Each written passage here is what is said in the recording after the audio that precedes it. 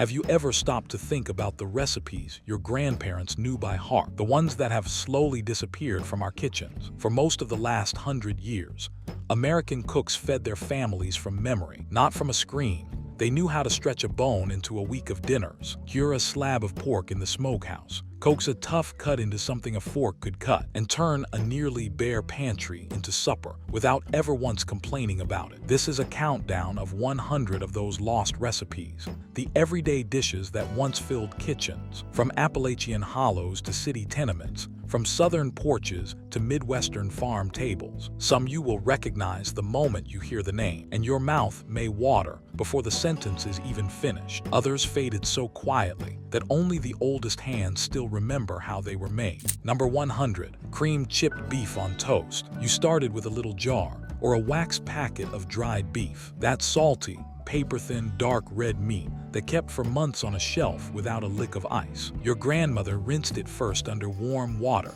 to pull out some of the fierce salt, then tore it into ribbons with her fingers. Butter melted in the skillet. Flour got whisked in until the pan smelled like toasted crackers. Then milk went in slow and steady, stirred without stopping until it thickened into a smooth, glossy white gravy. The beef went in last and flavored the whole panful, and she spooned it over toast. And that was dinner on the table in 10 minutes. Soldiers gave it the name that stuck, SOS, and they said it with equal parts complaint and affection, because it landed on their mess trays through both world wars and kept them upright and full. At home, it dropped the crude nickname and became a quiet weeknight standby, a way to turn a few slices of cheap, cured beef into a plate that fed everyone, especially on the nights when payday still felt a long way off. The salt was both the point and the problem. It preserved the meat without a cold box, but years later, when doctors began warning about blood pressure, that same salt sent cooks back to the sink to rinse it a second time.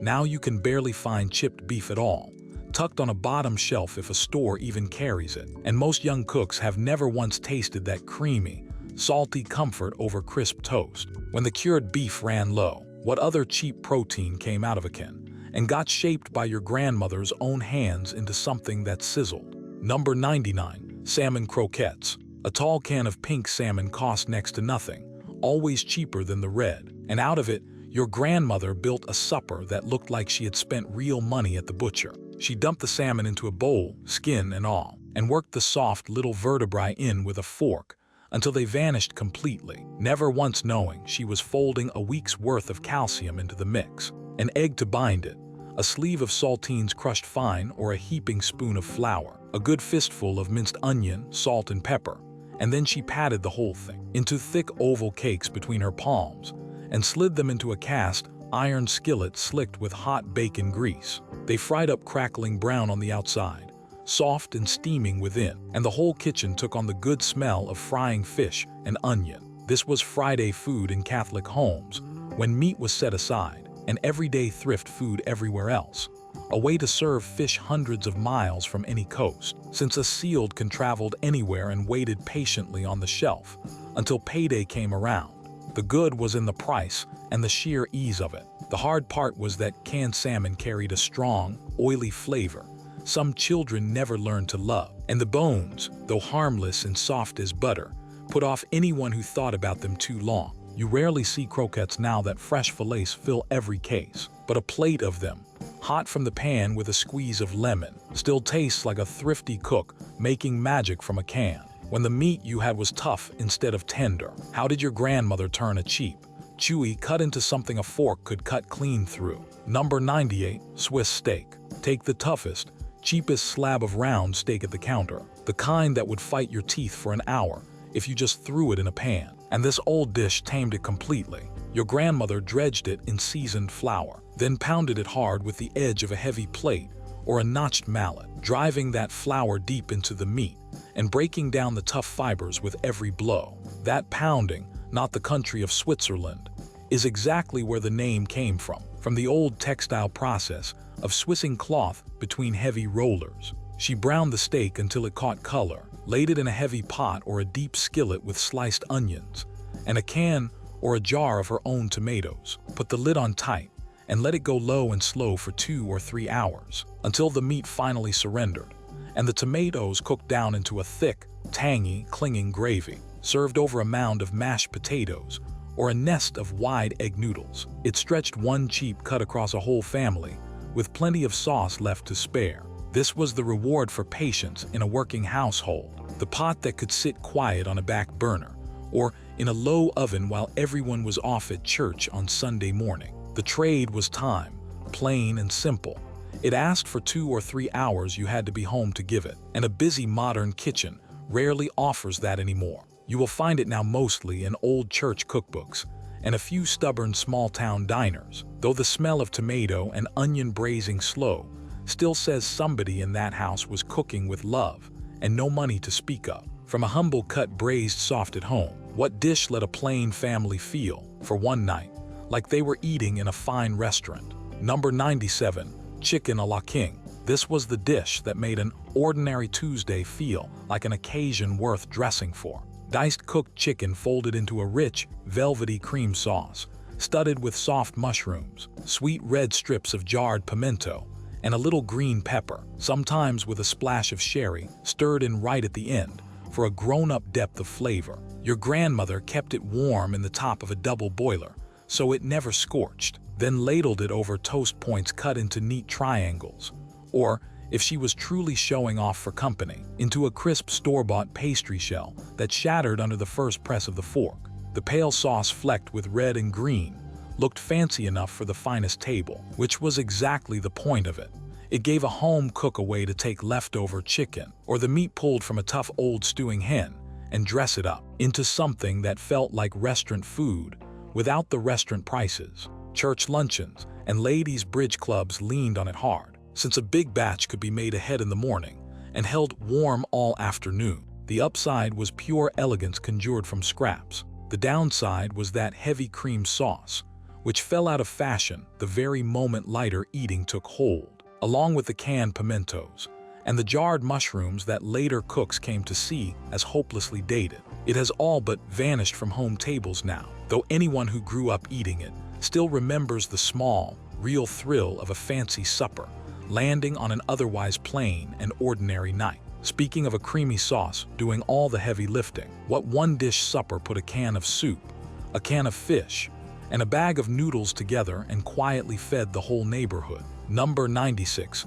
tuna noodle casserole. Few dishes say mid-century American kitchen quite so loudly as this one, and few have slipped so far out of the weekly rotation. Egg noodles boiled soft, a can or two of tuna flaked all the way through, a can of Campbell's cream of mushroom soup standing in as the entire sauce, a handful of peas thrown in for a little color, all of it stirred together in one bowl and turned out into a baking dish. The crowning glory was the top, crushed potato chips or buttery cracker crumbs scattered thick over everything and baked until the edges bubbled up and the topping went golden and crisp.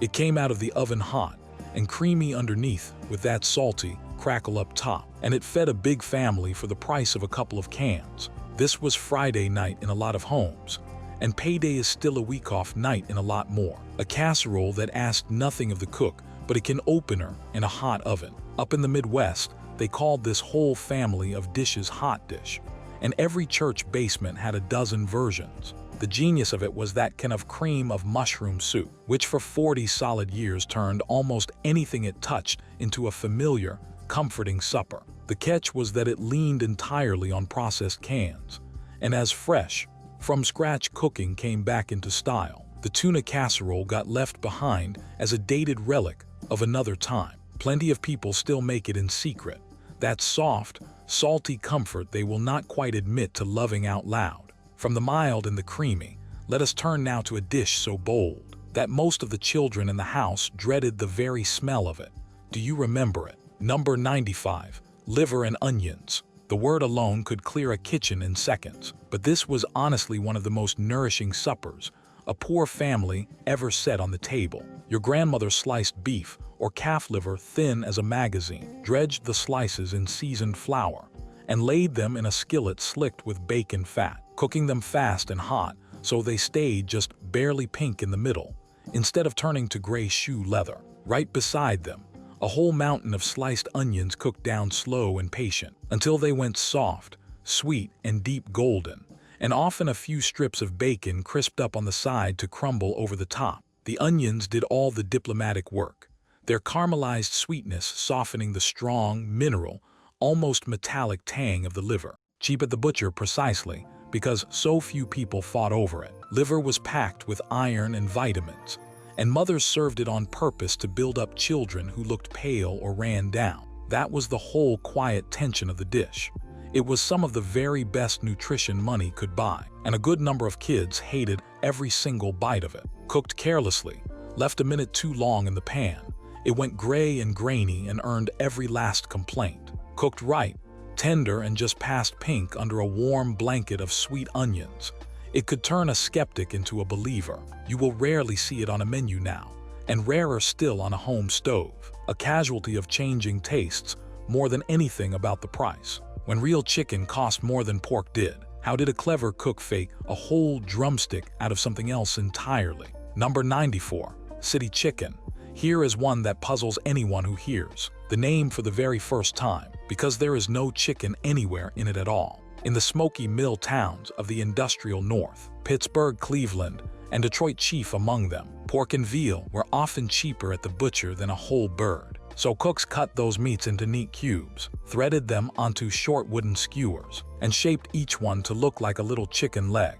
They rolled the skewers in seasoned cracker or bread crumbs, browned them in a skillet until golden, then covered the pan or slid it into the oven and let them steam tender. Butchers in those neighborhoods even sold the meat already cubed and skewered, labeled city chicken, ready to bread and fry. The result mimicked a fried drumstick closely enough that hungry factory families felt, for a night, like they were eating chicken on a modest budget. The name was a knowing wink, city folks making do the best they could, and it carried a kind of humor and quiet pride at the very same time. Every bite came off the stick warm and crisp-edged, and the wooden skewer gave the children something to hold onto, just like a proper drumstick. The strength of the whole dish was that cleverness, turning cheap scraps of pork into a meal that felt like a genuine treat. Its weakness was the labor of cubing and skewering and breading, every single one by hand, work that busy kitchens eventually stopped making time for. As chicken got cheap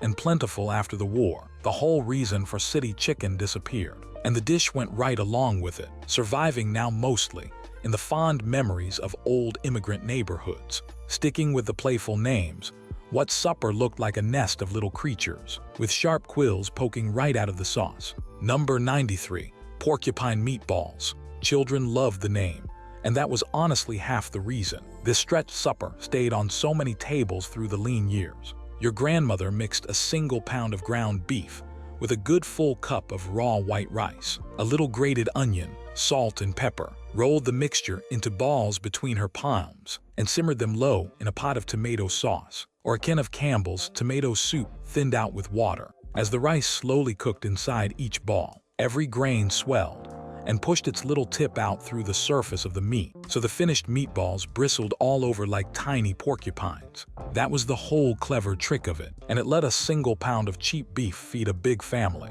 because the rice bulked out the meat and drank up all that tangy tomato sauce. It was a Depression-era stretch that never really left the Midwest kitchen, and it was easy enough that a small child could help roll the balls at the counter. The reward was a warm, saucy filling plate that cost next to nothing and made the little ones laugh at their supper. The catch was all in the timing, since the rice had to cook fully inside the meat, and a pot pulled off the heat too soon left a crunchy, chalky center that nobody at the table wanted. Cooked long and slow, with the lid clamped on tight, they came out tender all the way to the middle. You will find porcupine meatballs now mostly in handwritten recipe boxes and the occasional church potluck, a soft, thrifty comfort carried over from a much leaner time. From a fun-shaped meatball, what patty of seasoned beef arrived swimming in brown onion gravy, and oddly enough carried a real doctor's name. Number 92. Salisbury steak.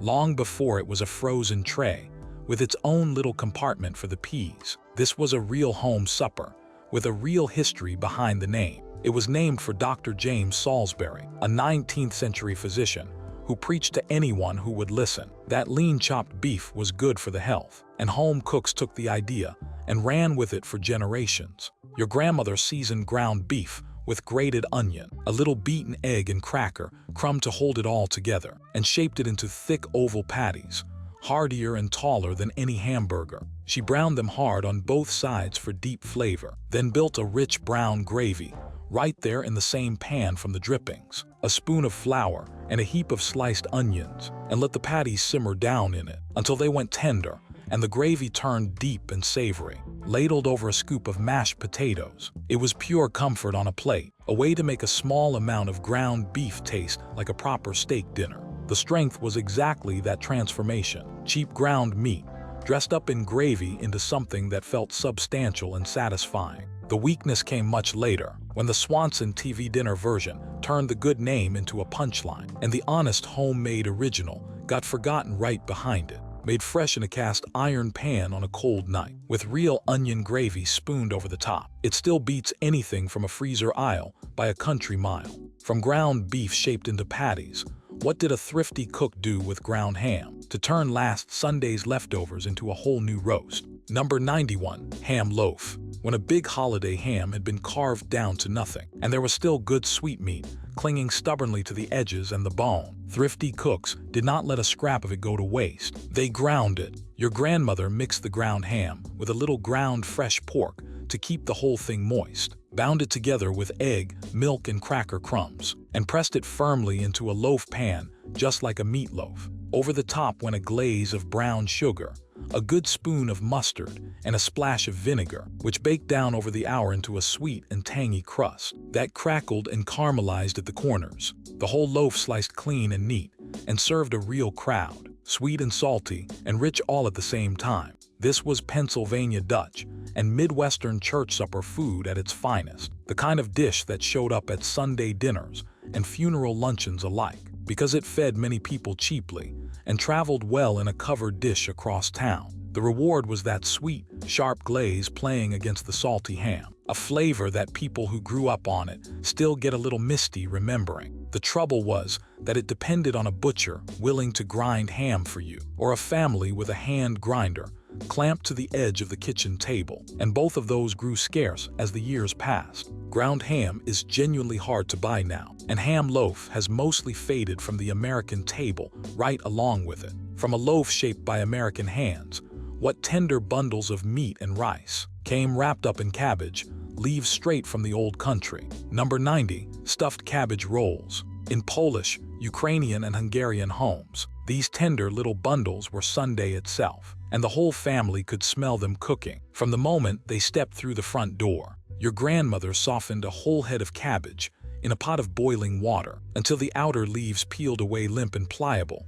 one at a time. She filled each leaf with a mixture of ground meat and rice seasoned with grated onion, folded and rolled it into a snug little packet, and tucked the finished rolls tight against one another in a deep pot so they could not come undone. Over them went tomatoes, sometimes with a little vinegar and a spoon of sugar, for that sweet and sour note the old country loved so well, and the whole pot simmered slow and covered until the cabbage turned silky and the filling cooked through, called galapki or halapsi, depending on exactly whose grandmother was doing the rolling. They carried the flavors of Eastern Europe straight into American kitchens and kept them alive for another generation. The payoff was a plate of deep comfort that stretched a little meat, with cheap rice and a dollar head of cabbage, feeding a big immigrant family for pennies a head. The cost was hours of standing work, the peeling and the rolling, and the long, patient simmering that a modern working week rarely allows anymore. As those grandmothers passed on,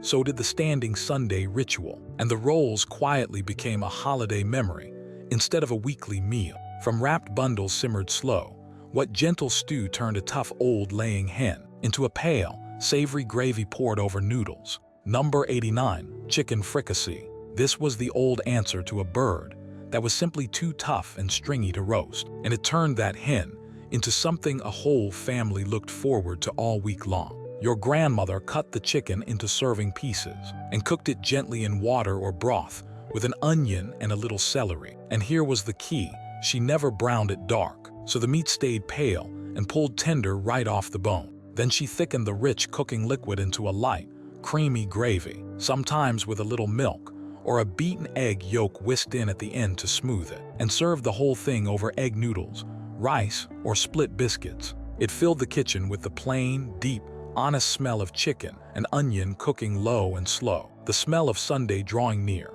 The dish had old French roots buried somewhere in its past, but it settled comfortably into American farm kitchens as the sensible, thrifty way to use up a laying hen whose best days were behind her, since long, slow cooking was the only thing on earth that would make that tough old bird tender. The reward was rich, satisfying flavor, and not a single scrap of the bird wasted. The catch was patience and a whole chicken to break down by hand, both of which fell away entirely once cut-up fryers and boneless breasts took over the meat case. Fricassee sounds fancy and French now, but it was humble to the bone. From a bird stew gentle, what breakfast loaf turned the last odds and ends of the whole pig into crisp, golden fried slices. Number 88, Scrapple. Nothing on earth honored the old rule of wasting absolutely.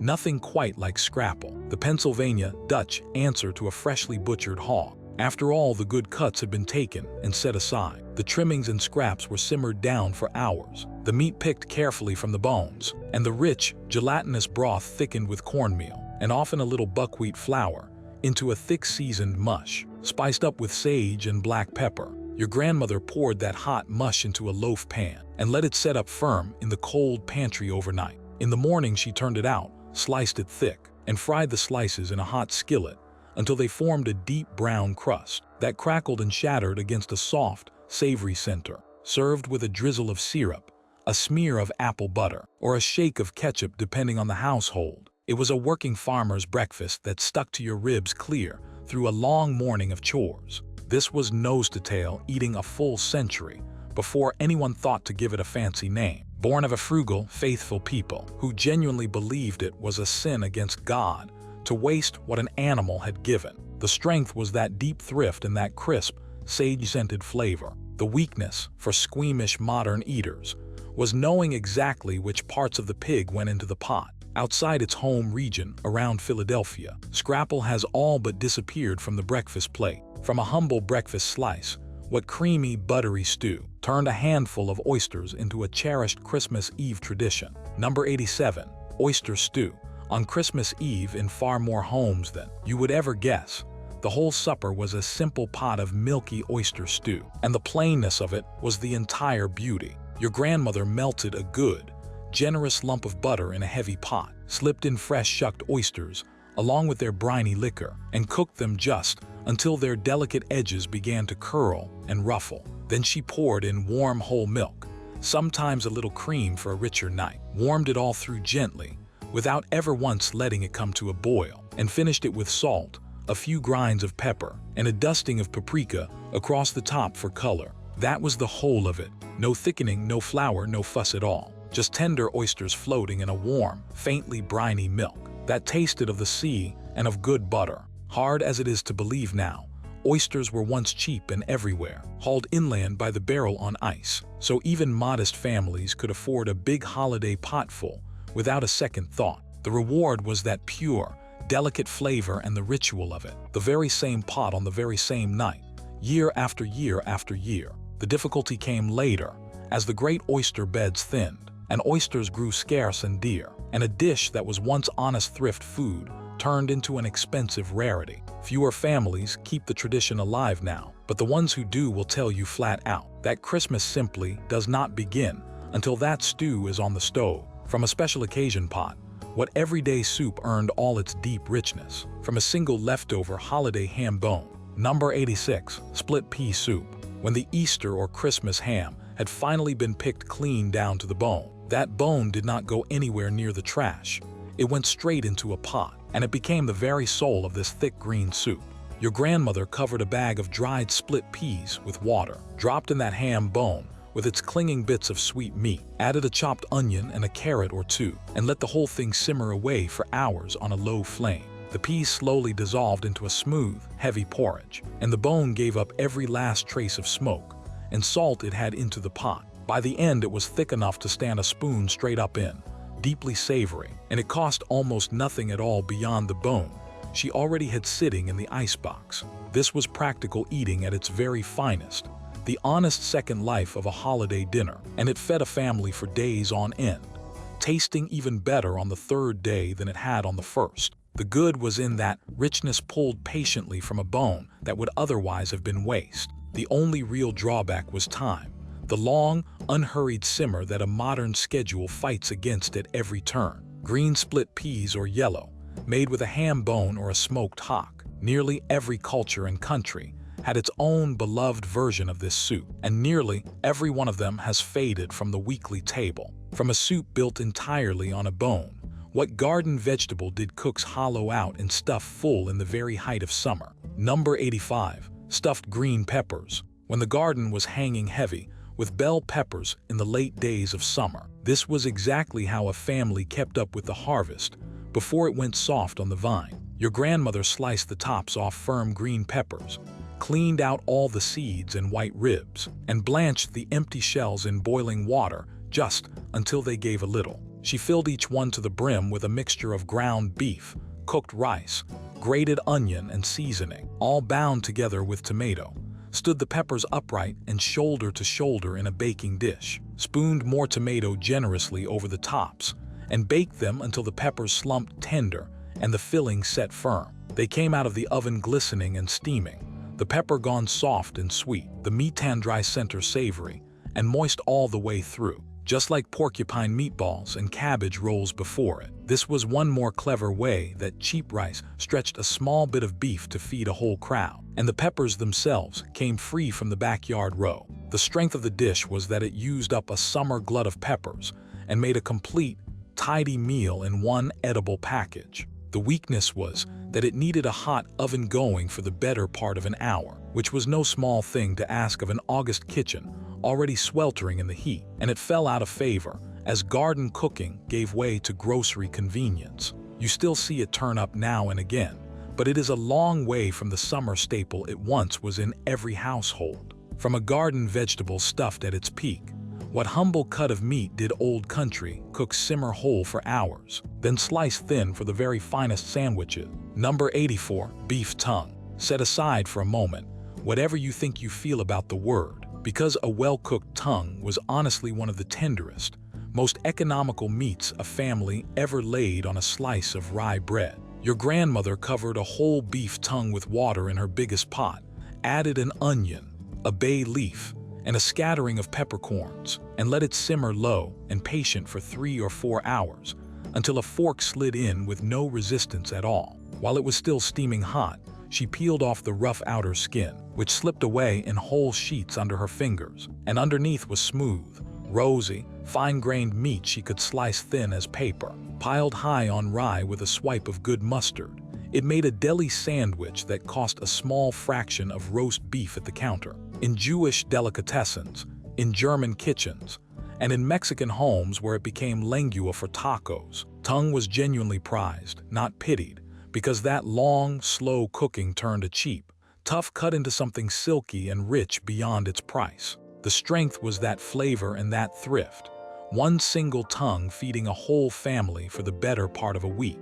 The obstacle was plain squeamishness, the simple fact of what it was and where it came from, which turned later generations away, no matter how good it happened to taste. As supermarkets pushed the familiar, easy cuts up to the front of the case, tongue slid quietly to the back, and then off the shelf entirely, and a genuinely fine meat became a rarity that most people today have never once tried. From a cut that scared the timid, what soft, spreadable sausage went on rye with raw onion for a hardworking man's lunch? Number 83. Braunschweiger. Open the icebox in a German-American home right around midday, and you would very likely find a chub of this soft, smoky liver sausage waiting on the shelf. Braunschweiger, close kin to plain liverwurst, was spreadable rather than sliceable, made from pork liver ground and blended smooth with fat and then gently smoked until it turned a deep, savory brown all the way through. Your grandfather spread it thick on dark rye or plain white bread, laid a few rings of sharp raw onion across the top, added a good swipe of yellow mustard, and there was a filling lunch built in under a minute flat. The flavor was rich and mineral and absolutely unmistakable, the kind of taste you either loved for the rest of your life or backed away from the very first time you were young. Cheap and full of iron, it stretched a tight food budget hard and fed a working man enough to carry him clear through a long afternoon of labor. The good was that deep richness and the sheer ease of it, with no cooking required at all, just a knife and a loaf of bread.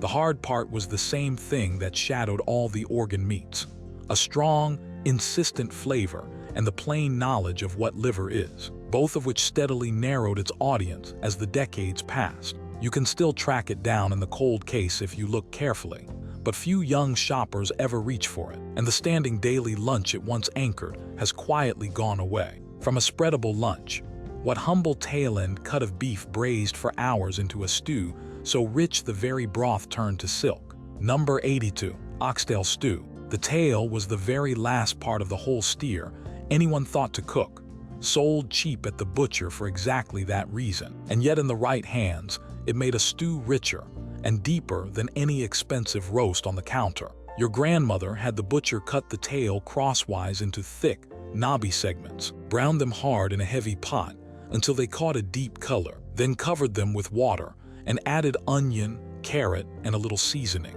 Then came the long part, 3 or 4 hours of low, quiet simmering, while the meat pulled tender off all those little bones, and the gelatin melted slowly out and turned the broth glossy and thick enough to coat the back of a spoon, served over rice, or with a heel of bread to sop up the last of the gravy. It was deep, beefy comfort built entirely from a cut that most people threw out or gave to the dog. In Southern kitchens and in Caribbean homes especially, oxtail was truly treasured, a Sunday pot that filled the whole house with the smell of slow-cooked beef and made everyone hungry by noon. The strength was that unmatched richness for pennies on the dollar. The real irony is how the story ended, because oxtail eventually got discovered by the wider world. Prices climbed and climbed, and the humble poor man's cut became one of the pricier things sitting in the whole meat case. Fewer families braise it at home now, priced clean out of a food their own people made famous. From a dark, rich stew,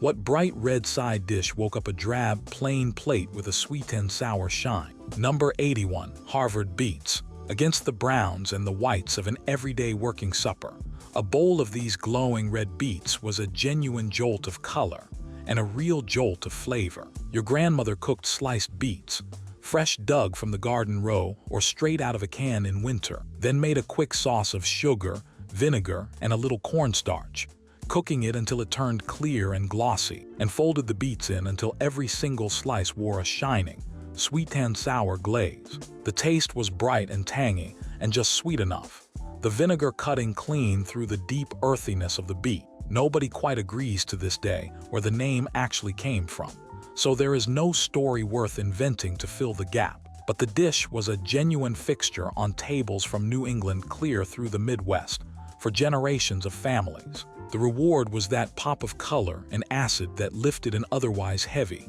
monotonous meal. And beets were cheap and kept beautifully in a cold cellar all winter long. The drawback was simply that beets fell hard out of fashion, dismissed by picky eaters who never once gave them a fair chance. And the small effort of the glaze stopped feeling worth the trouble to busy cooks. You will find Harvard Beets now mostly in the pages of old community cookbooks, a lost splash of ruby on the American plate that few remember. From a bright vegetable side, what old pairing of corn and beans carried a Native American name right onto the summer supper table? Number 80. Succotash. The name itself came straight from the Narragansett word for the dish, and the food came from this very land long before it ever fed the families you remember. At its plain heart, it was simply corn and lima beans cooked together, often finished with a little butter or cream, sometimes brightened with a spoon of tomato or a bit of green pepper. Your grandmother made it in late summer, when both crops came ripe at the very same time, cutting fresh sweet kernels off the cob with a sharp knife and shelling the pale beans by hand, and the two simmered gently into a soft, sweet, buttery side dish that stretched a small amount of each into plenty for the table, passed down from indigenous cooks to the colonists and carried forward through the centuries. It fed people cheaply through hard winters as a dried and stored staple, and through the summers fresh from the row. The good was that gentle sweetness and the clever way. Two humble crops together made a whole, satisfying vegetable dish. The hard part was the lima beans, which a great many children pushed straight to the edge of the plate, and the shelling and the cutting off the cob that took real time and patient hands. Frozen mixes eventually replaced the fresh version, and then even those slowly faded from favor. And true, from-scratch succotash slipped quietly off most American tables. From a garden pairing with deep roots, what did a busy cook do? With a handful of peas and a slice of toast to make a quick, creamy supper. Number 79. Creamed peas on toast. Here was a supper a tired mother could throw together in 10 short minutes, when the whole day had gotten away from her, and the children ate it happily every time. Your grandmother made a simple white sauce. Butter and flour cooked together into a paste, milk stirred in slow until it thickened, then folded in a pot of peas, fresh shelled in the spring or straight from a can. The rest of the long year, she spooned the warm, creamy peas over slices of buttered toast, and that was the whole entire meal, sometimes with a chopped hard-boiled egg or a few little boiled new potatoes, stirred right through it to make it stretch a little further. Warm, mild, and gently sweet, it comforted a family without a bit of fuss or expense. This was wartime and thrift food at its most basic, a clever way to make a can of peas and a little milk feed everyone at the table, and it turned up on meatless nights all across the country. The good was the speed, the ease, and the soft, homey comfort of it on a cold evening. The weakness was that it was undeniably plain. Some would come right out and say bland, and it leaned entirely on that cream sauce which lighter, more modern eating eventually pushed aside. As convenience foods multiplied on the store shelves through the years, this humble 5-minute standby quietly disappeared from the weeknight rotation. From a creamy vegetable served over toast, what leafy green salad got wilted down on purpose by a splash of hot bacon dressing poured straight from the pan. Number 78. Wilted lettuce salad. In the spring, when the very first tender leaf lettuce finally pushed up out of the cold garden dirt, this was the salad that celebrated its arrival, and no bottle of store dressing ever came anywhere near it. Your grandmother tore fresh leaf lettuce, and sometimes young dandelion greens gathered from the yard, into a big bowl along with sliced green onions. Then she fried up a few strips of bacon, and while the grease was still sizzling hot in the pan, she added a splash of vinegar and a pinch of sugar, and poured that hot dressing right over the greens, which collapsed and softened, and wilted the very moment it touched them. Crumbled bacon went on top, and it was eaten at once, warm and tangy and smoky, before the lettuce could turn to mush in the bowl. Known as wilted lettuce or kilt lettuce down in Appalachia, and among the Pennsylvania Dutch, it made the very most of those first early greens and a couple of slices of bacon. The reward was that hot, bright, bacon-rich flavor and the real sense of spring finally, truly arriving after a long winter. The catch was all in the timing, since it had to be dressed and eaten immediately, or it was ruined, and it belonged wholly to a garden and a season that year-round grocery lettuce erased. Bottled dressing and produce shipped from anywhere pushed it right out of the kitchen, and this warm, seasonal salad became a fond memory of gardens long gone by. From a warm salad eaten fast, what fancy molded salad trapped crisp vegetables inside a quivering block of savory gelatin? Number 77. Perfection salad. If you sat down to Sunday dinner anywhere in the first half of the last century, there was a fair chance a shimmering, quivering block of this waited on a lettuce leaf right beside your plate. Perfection salad suspended finely shredded cabbage, chopped celery, and bright strips of red pimento inside a tart, clear gelatin made with lemon and vinegar. It was firm enough to slice into neat squares, cool and crisp, and just a little sharp on the tongue, and it was usually crowned with a small dab of mayonnaise. The recipe famously won a national cooking contest around the year 1905 and set off decades upon decades of savory gelatin salads that proud families served at every holiday dinner and church supper across the land. The whole appeal was the striking look of it, jewel-bright vegetables held suspended in glassy, trembling gelatin, a dish that seemed impossibly modern and elegant for its day, and it used up small odds and ends of vegetable besides. The trouble is that tastes eventually turned hard against the whole idea of savory jello, and later cooks came to find the very notion strange and off-putting. Real vegetables floating frozen in wobbly gelatin. The refrigerator molds went to the back of the cupboard for good, and perfection salad became a punchline at parties instead of a proud centerpiece on the table. From a savory gelatin mold, what crisp, cool mix of apples and celery got its refined name from a grand New York hotel. Number 76, Waldorf salad. Born in the kitchen of the famous Waldorf Hotel in New York City back in the 1890s, this salad traveled from a fancy, chandeliered dining room right into ordinary American homes and settled in comfortably for generations. In its very first form, it was just crisp, diced apples and celery bound together in mayonnaise, and home cooks soon added chopped walnuts for crunch, and sometimes a few halved grapes or plump raisins for extra sweetness. Your grandmother made it for ladies' luncheons and big holiday dinners, dicing tart apples and tossing them quick so they stayed white, then folding everything together into a cool, creamy, crunchy salad served on a fresh leaf of lettuce. The contrast was the whole charm of it.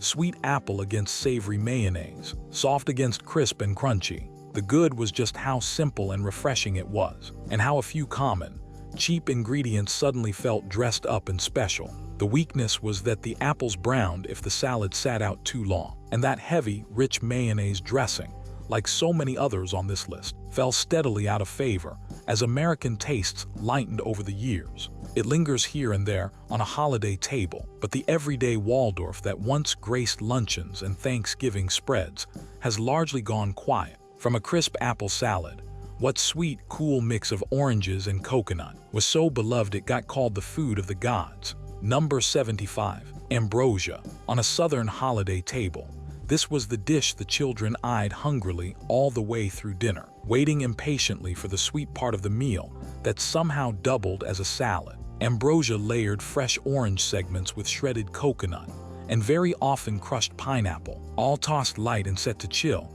until it was good and cold.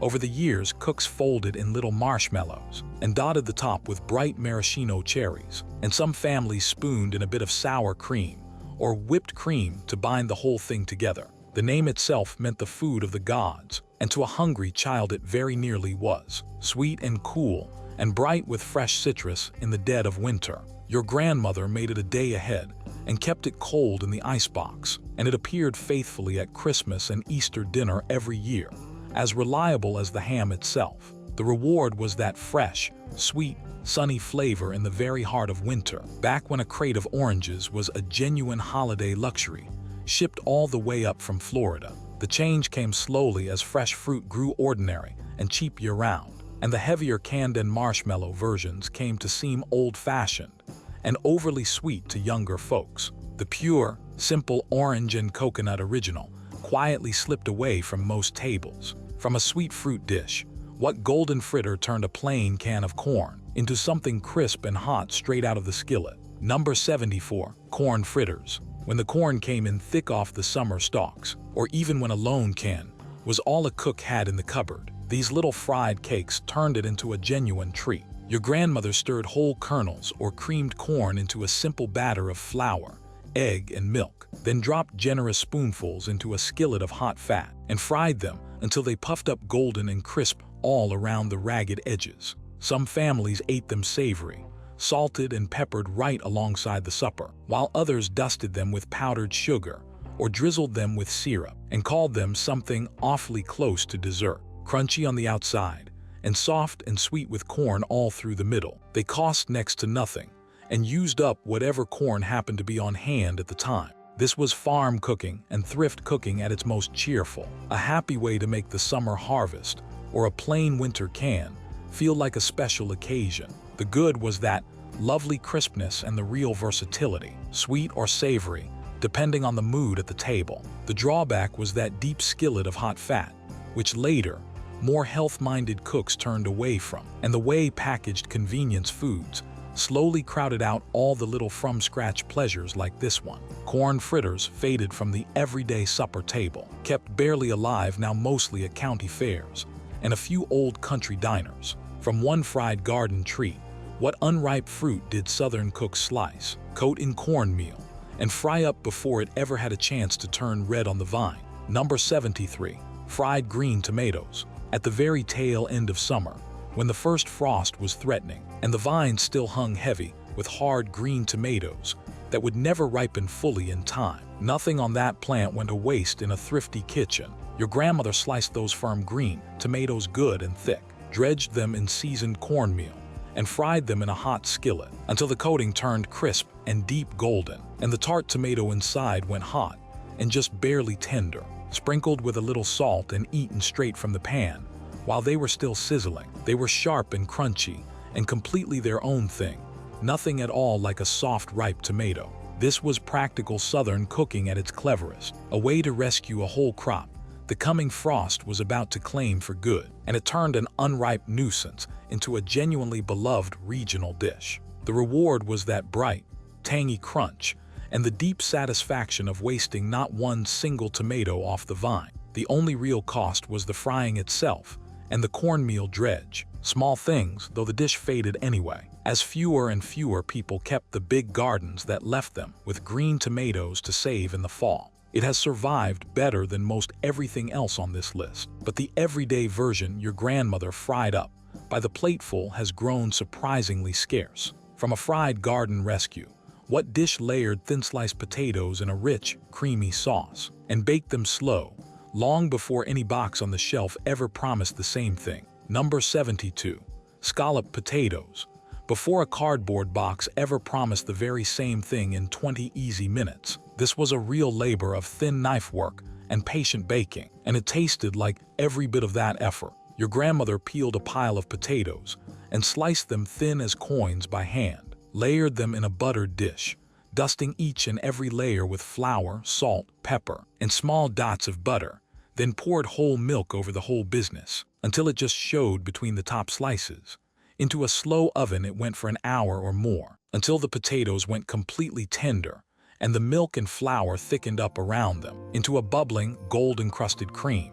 The good, rich smell of it filled the entire kitchen, and the finished dish was creamy, soft, and deeply comforting, served beside a ham or a Sunday roast. This was holiday and Sunday dinner food, a clever way to stretch a few cheap potatoes and a little milk into a dish that fed a real crowd.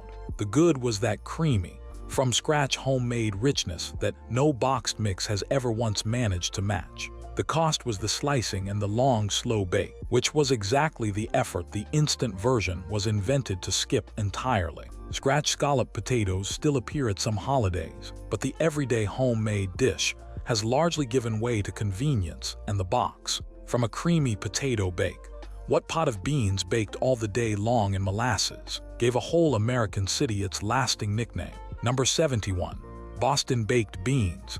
Slow was the whole entire secret of it, and no shortcut on earth ever came close to the real thing. Your grandmother soaked dried navy beans overnight in a big bowl of water, then layered them in a deep, round bean pot with a good chunk of salt pork, a generous pour of dark molasses, a spoon of mustard, and a whole peeled onion, covered it all with water, and set the pot down low in the oven to bake for the better part of an entire day. Hour after patient hour, the beans drank up the molasses and the rendered pork fat, turning soft and sweet and deep mahogany brown, the top going a little crusty and dark, while the inside stayed thick and saucy. In New England, this was the classic Saturday night supper, baked slow overnight, so that no work at all was needed on the Sabbath day, eaten with brown bread alongside, and setting the beans deep enough into the city's own history that Boston still proudly wears the nickname Beantown. The reward was that sweet, smoky, meltingly tender richness that only long, slow baking could ever build up.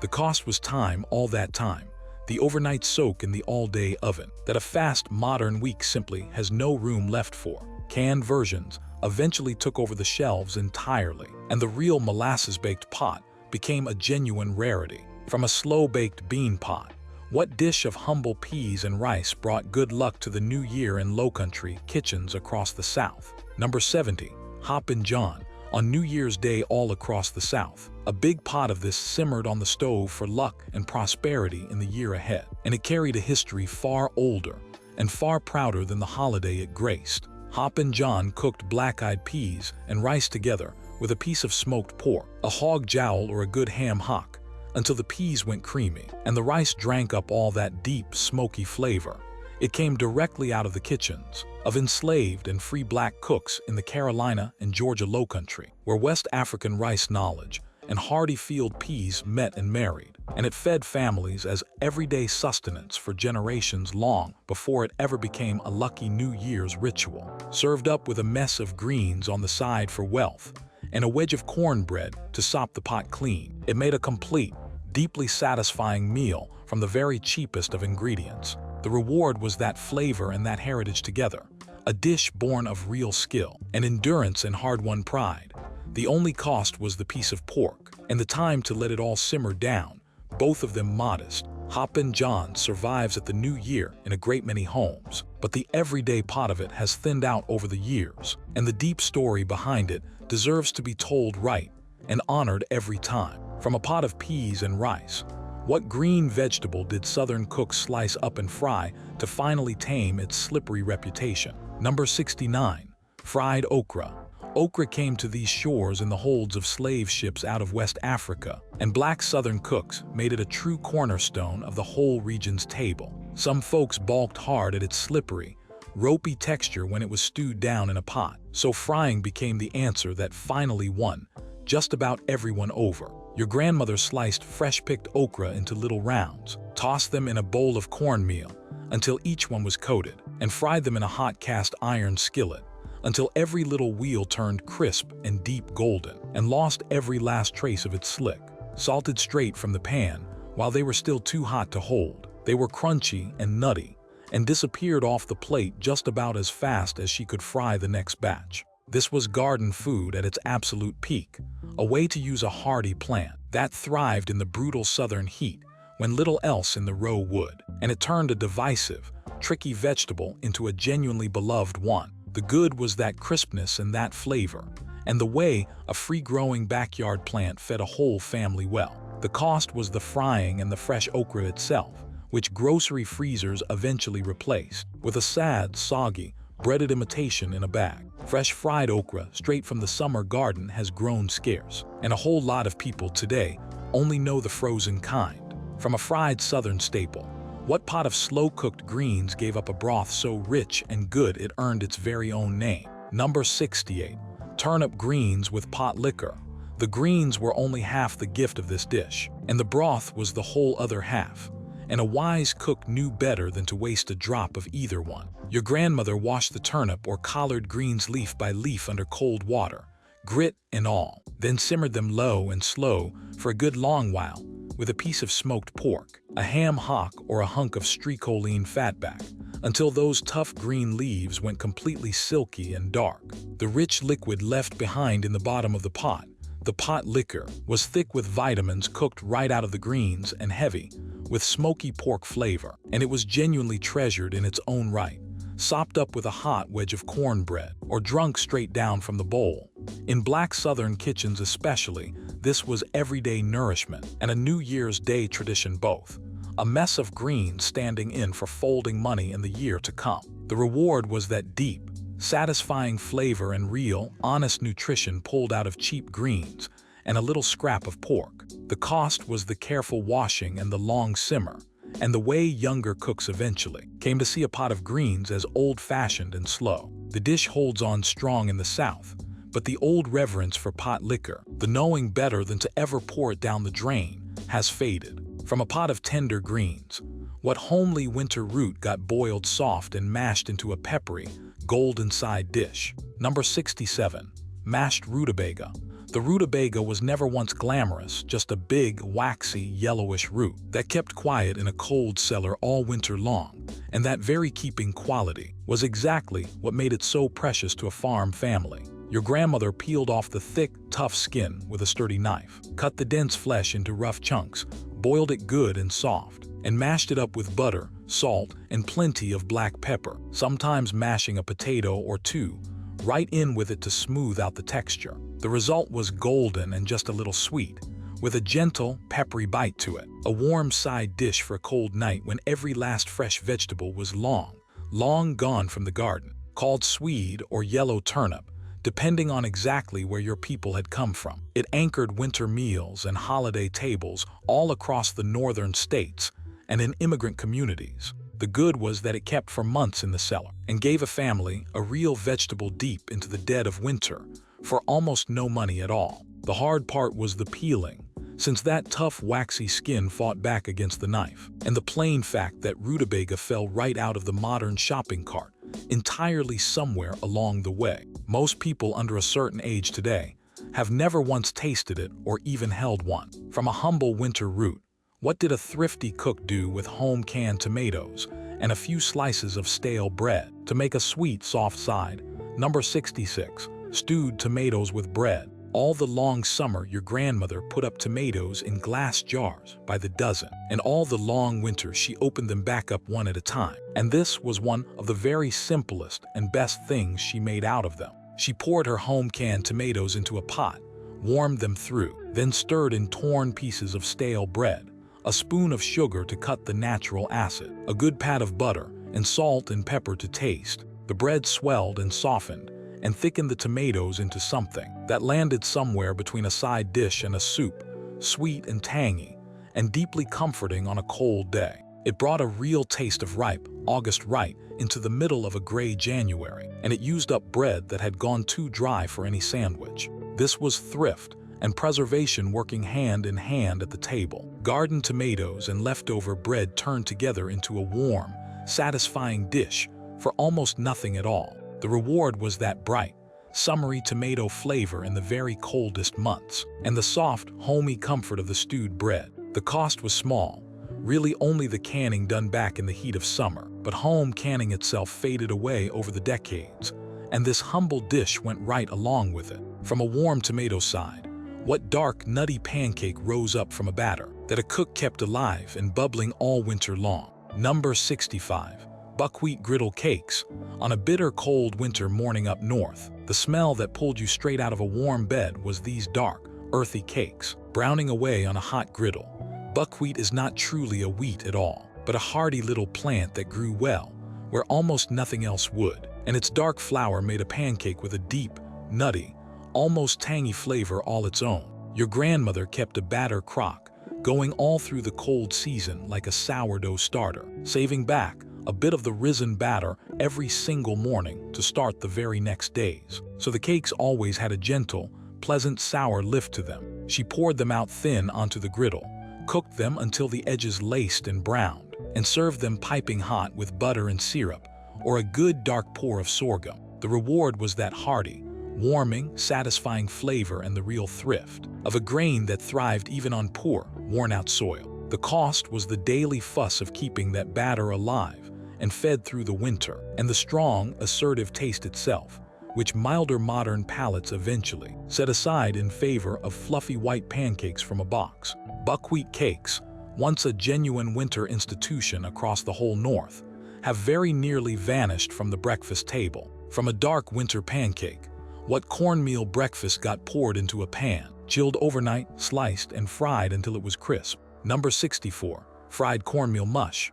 Cornmeal was cheap and always on hand, and this clever dish squeezed 2 whole meals out of one single pot, which is exactly why poor families leaned on it so hard. Your grandmother cooked plain cornmeal slow in salted water, stirring hard against the lumps until it thickened into a smooth mush that could be eaten warm that very night with a little milk or a pat of butter. Whatever was left over, she poured into a loaf pan and set out in the cold pantry, where it firmed up solid overnight into a sliceable block. In the morning, she cut it into slabs and fried the slices in hot grease until they formed a crackling golden crust over a soft, creamy center, and served them up with syrup, molasses, or apple butter. 2 whole suppers from one bag of the humblest grain, and not a single spoonful wasted along the way. The reward was that crisp, tender contrast between the fried crust and the soft middle, and just how far a 5-cent bag of cornmeal could really stretch. The cost was the constant stirring needed to keep it smooth and free of lumps, and the frying fat, both small prices that boxed convenience cereals eventually undercut and replaced. Fried mush lingers on in a few country kitchens, but the everyday ritual of it has mostly slipped away with time. From fried cornmeal, what flat, plain cornmeal cake was once cooked right on the blade of a garden tool over the fire? Number 63. Johnny cakes. Long before boxed mixes lined the store shelves, cornmeal and a hot cooking surface were all it truly took to make bread. And this was that bread at its most basic and honest. Your grandmother stirred cornmeal together with salt and boiling water or milk into a loose batter, then dropped it onto a hot greased griddle and cooked the cakes until they set up firm with crisp edges and a tender middle. In Rhode Island, they were Johnny cakes made from a special local flint corn ground fine. And down south, their close cousins made the very same way were called hoe cakes. From the old story of field hands cooking a bit of cornmeal batter on the flat of a hoe held right over an open fire, plain and filling and endlessly useful, they went with just about everything, sopping up gravy, holding butter and syrup, or standing in flat out for bread at any meal of the day. The reward was that they needed almost nothing at all, just cornmeal, salt, water, and heat, and they connected a family straight back to the very oldest cornbread on this whole continent. The cost was only that they were so humble, so plain, that they were easily shoved aside by soft store-bought loaves and quicker breads over the years. Johnny cakes still hold on in a few pockets of New England and the rural South, but as an everyday bread on the table, they have gone quiet. From a plain cornmeal cake, what soft, spoonable cornbread rose up almost like a pudding right in the oven. Number 62. Spoon bread. Somewhere on the map between plain cornbread and a French souffle sat this soft, tender dish, so loose and airy that you had to serve it with a spoon. And it was a genuine point of Southern pride at the dinner table. Your grandmother first scalded cornmeal into a hot mush, then beat in eggs, milk, and butter. And sometimes she whipped the egg whites separately and folded them in to lighten the whole thing, and baked it until it puffed up and set golden on top, while staying moist and custardy underneath. It came to the table steaming hot, and she spooned it right onto the plates, like a side dish and a bread all at the very same time. Rich and mild and deeply comforting, it dressed up a plain weekday supper, and truly shined at a big Sunday dinner. The reward was that delicate, pudding-soft texture that plain skillet cornbread simply never had, and the way it made a little cheap cornmeal feel special and refined. The cost was the real care it took, the scalding and the beating and the careful timing, so it did not fall flat, all far more work than a quick pan of everyday cornbread. Spoonbread survives on a few Southern holiday tables, but as an everyday dish, it has faded from most people's memory entirely. From a soft-baked cornbread, what eggy batter puffed up hollow and dramatic in a screaming hot tin. Number 61. Popovers. Half the fun of them was standing at the oven window watching them rise, and the other half was tearing one open while it still steamed in your hands. Popovers came from a thin, eggy batter, little more than eggs, milk, and flour beaten dead smooth, poured into deep, hot, well-greased cups and baked in a fierce, blazing oven. The steam trapped inside blew each one up into a tall, crisp, hollow shell with a soft, moist wall, and they popped right up over the rims of the tins, which is exactly how they earned the name. Your grandmother pulled them out puffed and golden and served them at the table at once, with butter and jam, before they could sigh and deflate. Close kin to the English Yorkshire pudding, they dressed up an otherwise modest meal with almost no cost at all. The reward was that dramatic, showy rise in the crisp, tender, hollow bite, all conjured from nothing but pantry basics. The cost was their real fussiness, the screaming hot oven, and the exact timing they demanded, since one peaked too soon or a batter gone too cold left them sitting flat and sad in the pan. As baking from scratch steadily declined in the American kitchen, popovers slipped away from the everyday table. From a puffed, hollow bread, what loaf rose up with no yeast in it at all and filled the whole kitchen with a strange, sharp smell. Number 60. Salt-rising bread.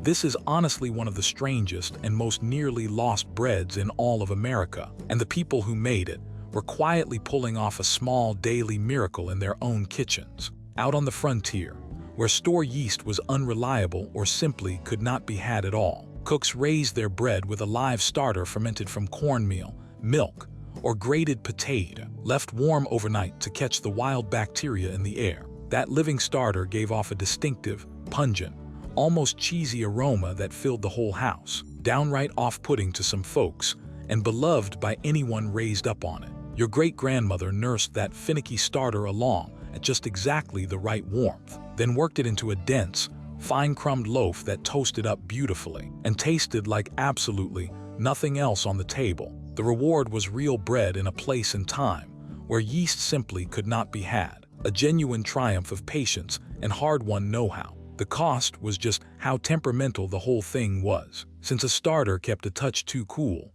or a touch too hot would simply die overnight, and that strong smell scared off anyone who had not grown up with it. As reliable packaged yeast finally reached every general store, the pressing need for salt-rising bread vanished, and the difficult, delicate skill of making it very nearly died out along with the grandmothers who kept it. From a bread made with no yeast, what gravy for the breakfast table was made from nothing but ham drippings and a hot cup of black coffee. Number 59. Red-eye gravy. Country ham was fierce and salty and strong, and this thin, sharp gravy was the wide-awake answer that a southern cook gave right back to it. Your grandfather fried slices of salt-cured country ham in a screaming hot cast iron skillet, and when the ham came out to rest it left behind dark, salty, caramelized drippings stuck fast to the bottom of the pan. Into that hot skillet, she poured a cup of strong black coffee, scraping up every last one of those brown bits with a spoon, and let it all bubble down into a thin, reddish-brown gravy sharp with salt and coffee. Some folks stirred in a pinch of sugar to round it, but the true classic was just drippings and coffee, nothing more. Poured over the ham itself, over a split biscuit, or over a steaming mound of grits. It woke up a whole sleepy breakfast in a hurry. The name came, folks said, from the reddish eye that formed in the pan as it cooked. This was Southern and Appalachian breakfast food to the core, born of country ham and the coffee already sitting hot on the stove, costing nothing extra at all. The reward was that bold, salty, bracing flavor cutting against soft grits or a warm biscuit. The cost was that it depended entirely on real salt-cured country ham, which grew scarce and dear over time, and on a taste that could stand up to all that salt. Red-eye gravy holds on in the rural South, but a long way from the everyday breakfast staple it once was. From a thin coffee gravy, what thick white gravy smothered a whole plate of hot biscuits for a hardworking morning. Number 58. Biscuits and milk gravy. This was pure fuel, plain and simple. The breakfast that carried a farmer clear through a long morning of heavy work, or a mill hand through the first grinding half of a shift. Your grandmother fried up sausage or bacon, and into the leftover hot grease, she stirred a spoon of flour to make a roux, then poured in whole milk and cooked it, stirring the whole time, until it thickened into a smooth white gravy, shot all through with coarse black pepper, and sometimes flecked with crumbled sausage. She split her hot biscuits open on the plate and smothered them good, and the whole thing came to the table cheap, hot, and heavy enough to hold a working body clear till noon. Known as sawmill gravy in a lot of places for the way it fed the mill crews at dawn. It turned a spoon of drippings and a cup of milk into a genuinely filling meal. The reward was that rib-sticking comfort, and just how far so very little really went. The cost was all the fat and the calories, which later more careful eating frowned upon hard, and the from-scratch biscuits that took a real practiced hand to get right. Biscuits and gravy survive on diner menus all over, but the everyday homemade version, made right in the drippings of that morning's own meat, has grown much rarer at home. From a hearty gravy breakfast, what soft yeast rolls waited quietly in the icebox, ready to bake up fresh whenever the family sat down to eat. Number 57. Icebox rolls. A good cook took real pride in serving warm bread at supper, and this clever old dough let her do exactly that any night of the week, without starting over from scratch every single time. Your grandmother mixed up a rich yeast dough with butter, an egg, and a little sugar. Then instead of baking it all off at once, she kept it covered in a bowl in the icebox, where the cold slowed the yeast right down to a crawl. Over the next several days, she simply pinched off however much she needed, shaped it into soft rolls, let them rise on the pan and baked them fresh, so that hot rolls appeared on the table with barely any work at all. They came out tender and golden and pillowy soft, filling the whole kitchen with the good smell of fresh-baked bread. The reward was that real convenience joined hand in hand with genuine homemade quality, warm rolls on demand from one single batch of dough. The cost was that it still asked a cook to mix and knead a proper yeast dough to begin with, and to have an icebox with room to spare for the bowl, as Brown and Serve rolls in store bakeries steadily took over the job. The icebox dough that once kept a family in warm bread all week long quietly disappeared. From soft dinner rolls, what sweet treat did a cook fry up in a kettle of bubbling lard on a Saturday, filling the whole street with its smell? Number 56. Homemade donuts. Before, a shop on every single corner sold them by the dozen in a paper box, donuts were a Saturday project that turned the whole kitchen into the very best smelling place in the entire town. Your grandmother mixed up a cake or a yeast dough, rolled it out on the floured table, and cut the rings by hand, very often using the rim of a drinking glass for the outside and a thimble to punch the little hole in the middle. Then she lowered them carefully into a deep kettle of hot lard, where they bobbed and turned and swelled up into golden rings, and she fished them out with a fork and rolled them in sugar or cinnamon while they were still warm and steaming. Fresh, hot, and impossibly tender, they were a treat the whole family gathered close for, and the smell of them drifted right out the window and clear down the block to the neighbors. The reward was that unbeatable fresh fried flavor and the whole warm ritual of a family donut day together. The cost was that kettle of dangerous, spattering hot fat, and the real time it all took, both of which the corner shop and the box dozen eventually made completely unnecessary. Home donut making, once a genuinely beloved weekend event in so many houses, has almost entirely gone away. From a fried sweet, what dark spice spread came from apples cooked down slow, all day long over an open fire in the yard. Number 55. Apple butter. Come the fall, when the orchard gave up far more apples than any one family could ever hope to eat fresh, this was exactly how they saved that whole harvest into a jar of pure, spreadable autumn. Making apple butter was very often a whole day, whole community affair, with a big copper kettle set up over a wood fire out in the yard, and bushels of apples cooking down for hour after hour. Somebody always had to stand there and stir constantly with a long wooden paddle, so the bottom would never once scorch, while cinnamon, cloves, and a little sugar went in, and slowly the apples darkened and thickened down into a deep brown, glossy spread you could very nearly stand a spoon up in. Your grandmother ladled it hot into jars to keep all the coming winter, and it went on biscuits, on bread, and on scrapple for months to come. Among the Pennsylvania Dutch and all through Appalachia, the apple butter boiling was as much a social gathering as it was a chore. The reward was that rich, spiced, concentrated sweetness, and a real way to keep an entire orchard's bounty safe for a whole year. The cost was the sheer labor of it, the all-day stirring, that nobody today has the time or the fire to spare for. Jarred store versions eventually replaced the homemade, and the community kettle boiling has very nearly vanished for good. From a sweet apple spread, what part of the watermelon that most people threw straight in the slop bucket got turned into a crisp, sweet pickle? Number 54. Watermelon rind pickles. In a household that truly wasted nothing at all, even the part of the watermelon that everyone else tossed straight in the slop became a genuine delicacy on the table. After the family ate the sweet red flesh out on the porch on a hot summer afternoon, your grandmother saved every bit of the thick white rind, peeled off the tough green skin, cut the rind into neat chunks, and pickled it in a spiced syrup of sugar, vinegar, cinnamon stick, and whole clove. Left to soak and then to cook, the tough, bland rind turned translucent and jewel-like, crisp, tender, and sweet tart all at the very same time. A small jarred surprise that stopped anyone who tried it for the first time. Served alongside cold meats at supper, or set out at a big holiday dinner, these pickles were a real point of Southern pride and pure, honest thrift. The reward was that something genuinely delicious came out of what would otherwise have been plain garbage, and the sweet spiced crunch of it was truly good in its own right. The cost was all the fussy work,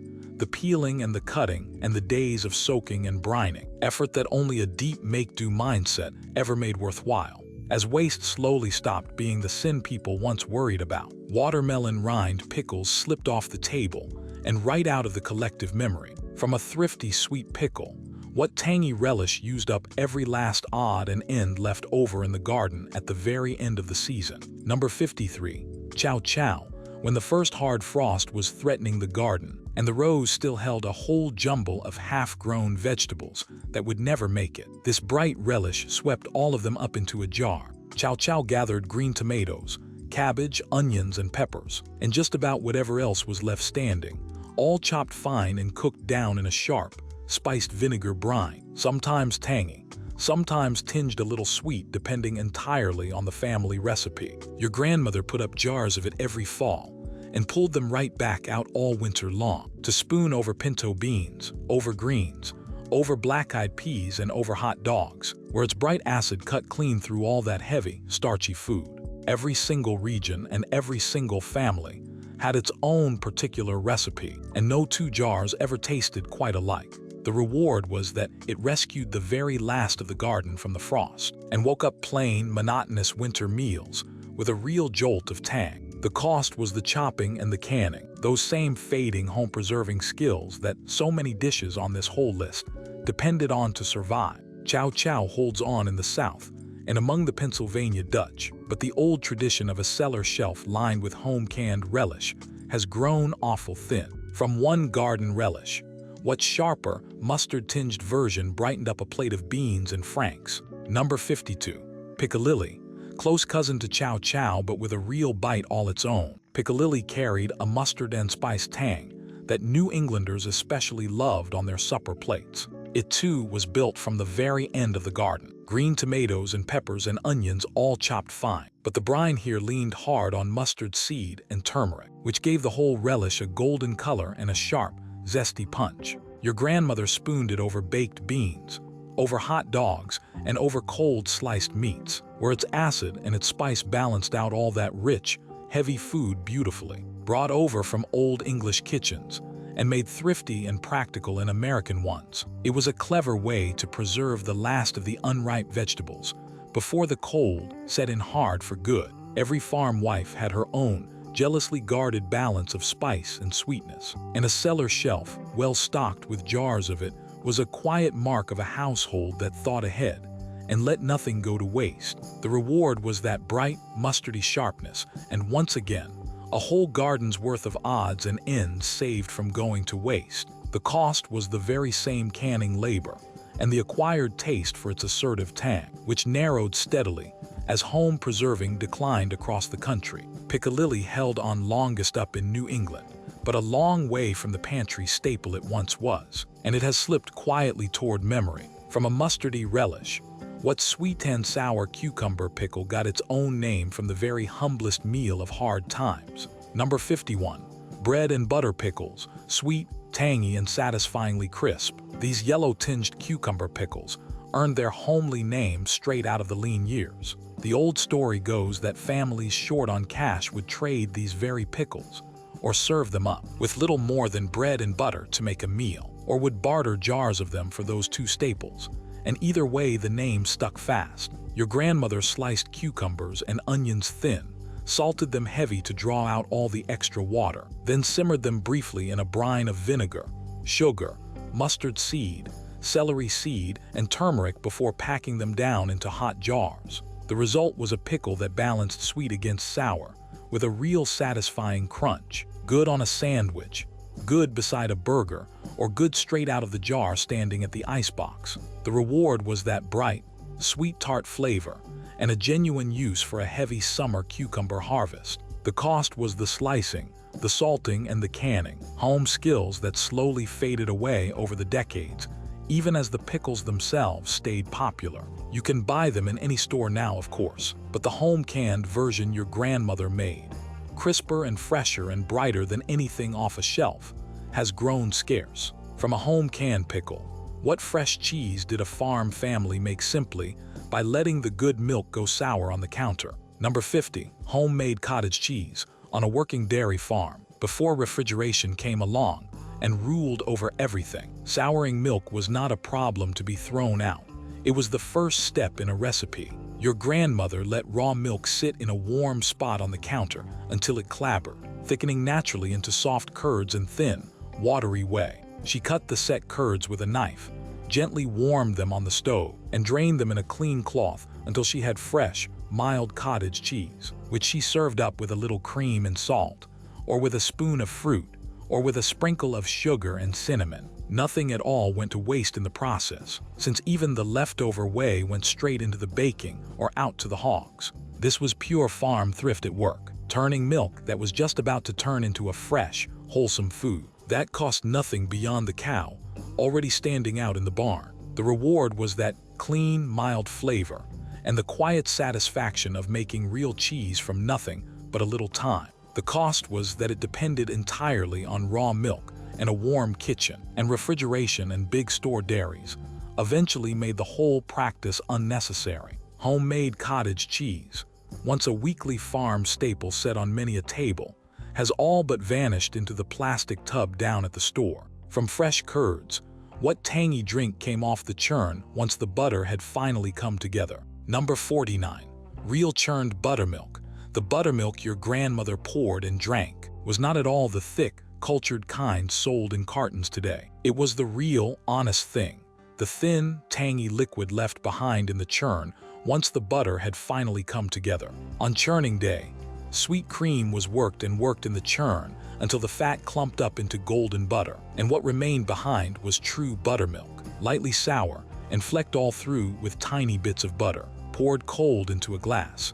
It was a genuinely refreshing farm drink on a hot day, and stirred into batters, it made biscuits, cornbread, and pancakes rise up tender and light as anything. Nothing at all about the butter making went to waste, and the buttermilk was a real prize in its own right, not a byproduct. On a hot afternoon in the fields, a child sent running to the spring house, for a cold jar of it was carrying home just about the best drink the whole farm had to offer. The reward was that clean, bright tang, good to drink straight and even better to bake with. The cost was that it only ever existed where somebody still churned butter by hand, a hard chore that all but disappeared once creameries and grocery stores took the whole job over. The cultured buttermilk sitting on the shelves now is honestly a different thing entirely, and true churned buttermilk, once poured freely at farm tables every single week, has quietly gone away. From a farm-fresh drink, what rich, spiced filling once packed a whole holiday pie full of real, honest-to-goodness meat. Number 48. Mincemeat. Long before it ever meant a jar of sweet spiced fruit, mincemeat was exactly what the plain name says it was: minced-up meat. And it was one of the very oldest ways going to preserve a bounty for the big winter feast. Your great-grandmother finely chopped beef or venison and hard suet, mixed it all together with apple, raisins, currants, sugar, warm spices, and a good generous pour of brandy or hard cider. Then let the whole thing age quietly in a crock for weeks on end, the alcohol and the sugar together keeping it safe from spoiling. Baked into a pie at Christmas, it was dense, dark, sweet, and savory all at the very same time, the whole flavor of the holidays packed into every single rich bite. This was preservation and celebration married together, a way to keep both meat and the fall fruit harvest safe for the year's single biggest meal. The reward was that deep, complex, layered flavor that no modern pie can begin to match. The cost was the real labor of it and the long aging, and a taste for actual meat inside a dessert that later, squeamish generations slowly lost. The jarred mincemeat sold in stores today usually holds no meat in it at all, and the true, meat-filled holiday version has very nearly disappeared. From a meaty holiday pie, what cold, sliceable loaf came entirely from the parts of a hog that most people never once think to eat? Number 47. Head cheese. Despite the name it carries, there is not one bit of cheese anywhere in it, and the plain truth of what it actually is takes a strong stomach to hear and a wise, thrifty cook to truly appreciate. When a family butchered a hog in the cold months, nothing at all was wasted, so the whole head was simmered for hours and hours, until every last scrap of meat fell clean away, and the rich broth turned thick with natural gelatin. Your grandmother picked all the meat carefully by hand, seasoned it with onion, pepper, and very often a good splash of vinegar for the tangy version called sauce, packed it down firm into a mold, and let it chill until the gelatin set the whole thing up into a firm loaf she could slice cold. Laid on bread or a cracker, it was rich, savory, and tangy, a genuine delicacy in German, Southern, and immigrant kitchens all alike. The reward was true, honest nose-to-tail thrift, and a genuinely good cold cut made from parts that would otherwise be lost entirely. The cost was the squeamishness, plain and simple, the knowledge of exactly what went into that pot, which turned modern eaters away no matter how good it tasted. Head cheese lingers in a few old butcher cases, but the home tradition of making it has very nearly ended. From a jellied hogshead loaf, what tough organ did a clever cook clean, stuff full, and braise slow into a whole Sunday roast for just pennies? Number 46. Stuffed beef heart.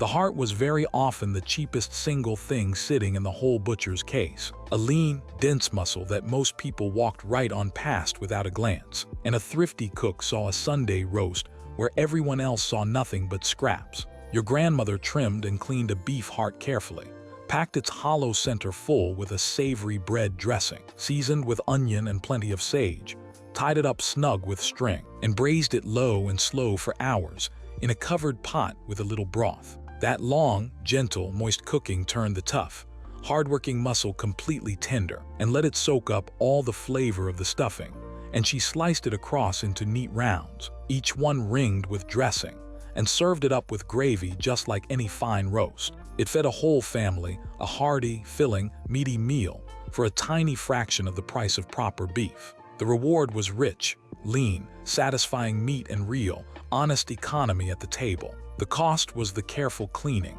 and the long braise it demanded, along with that same wariness that shadowed every single organ meat. As those humble cuts fell hard out of favor and the butchers simply stopped stocking them, stuffed heart disappeared from the Sunday table almost completely. From a stuffed heart, what pair of organs simmered down into a savory gravy that once graced the everyday breakfast plate? Number 45. Kidney stew. Strong-flavored and dirt cheap, kidneys were genuine breakfast meat in many a household, cooked down slow into a rich, savory gravy that clung to a piece of toast. Your grandmother first soaked the kidneys in cold water to draw out their sharpness, trimmed them clean, and cut them small, then stewed them low and slow with onion until they went tender and the liquid thickened into a deep brown gravy. Sometimes she paired them right up with bits of cheap steak in the old English fashion, and the two simmered down together into the filling that went inside a proper steak, and kidney pie under a blanket of crust, spooned over toast or over a mound of mashed potatoes. It was a hearty, warming, sticking plate that cost very little at all. In coal towns and out on the farms alike, it turned an organ the fine butcher shops could barely give away into a hot breakfast that sent a working man out the door full and ready for the day. The reward was that deep, savory richness and the real thrift of a cut that so few people ever wanted to buy. The cost was the strong, distinctive, insistent flavor that not everyone at the table could learn to love, the soaking that was needed to tame it down, and the general modern retreat from all the organ meats. Kidney stew, once a genuinely common breakfast and supper dish, has almost entirely left the American table. From a humble organ stew, what pale, delicate glands were once prized enough to grace even a truly fine dining table? Number 44. Sweetbreads. The name is gentle and soft, and the food itself was genuinely refined, though what it actually is surprises just about everyone, since sweetbreads are the thymus and the pancreas glands of a young animal. Far from being poverty food alone, they were a real delicacy that farm families who raised their own meat could enjoy for free off their own animals, and finer city kitchens paid good money for. Your grandmother soaked them in cold water, blanched them in a pot, peeled away the outer membrane by hand, then either breaded and fried them up crisp or gently folded them into a cream sauce served over toast. The texture was tender and almost custardy, and the flavor was mild and delicate, nothing at all like the strong, assertive organ meats. The reward was that gentle richness and a real touch of elegance conjured from a part of the animal that otherwise went straight to waste. The cost was the careful, multi-step preparation, all that soaking and blanching and peeling, and a growing modern squeamishness about eating glands that no gentle name on earth could ever quite overcome. Sweetbreads survive only on a few high-end restaurant menus now, and the home cook who once knew how to prepare them properly has all but vanished. From a delicate glandular dish, what small, rich organ got wrapped up in a strip of bacon and passed around on a tray at a party? Number 43. Chicken livers. When a family raised its own flock of chickens or bought a whole bird from the butcher, the livers were a small, rich little bonus that a good, careful cook never once let go to waste. Your grandmother might simply sauté them in butter with a heap of onions until they were browned on the outside and just barely pink within, then eat them piled on toast.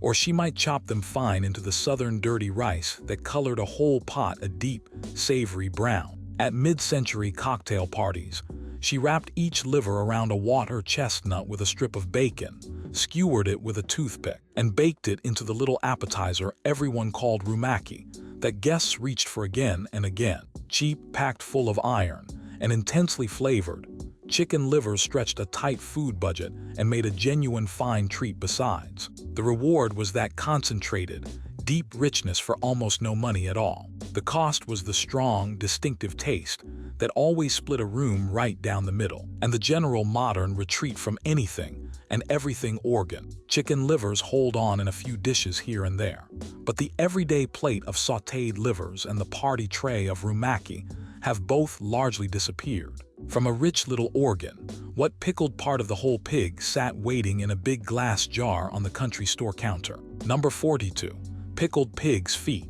On the counter of many a country store and many a corner tavern sat a great big glass jar of these, pale and pink in a cloudy brine, a snack for anyone with a nickel and a strong opinion one way or the other about them. When a hog was butchered, the feet or the trotters were far too valuable to ever waste, so cooks simmered them for hours until tender, then packed them down in a spiced vinegar brine to pickle for keeping. Your grandfather ate them cold, gnawing the tender, gelatinous meat right off those small bones, savoring the tangy, salty, sharp bite of them. Cheap and long-keeping, they were common everyday fare in southern kitchens, in immigrant communities, and in working-class taverns all alike. A big jar of them could sit out on the counter at room temperature for weeks without spoiling in that vinegar brine, which made them the kind of cheap, reliable protein a working man could count on any day of the month. The reward was true, complete whole animal thrift and a genuinely tangy, satisfying snack for people who grew up on them and knew how to eat them. The cost was, once again, just exactly what they were: the small bones and the gelatinous texture that turned squeamish eaters clean away, and the slowly fading habit of using up every single part of the pig. Pickled pig's feet linger in a few stores yet, but the big jar sitting right on the counter is a rare sight indeed now. From a pickled pork snack, what salt-preserved fish did New England cooks turn into a crisp, golden breakfast cake? Number 41. Codfish cakes.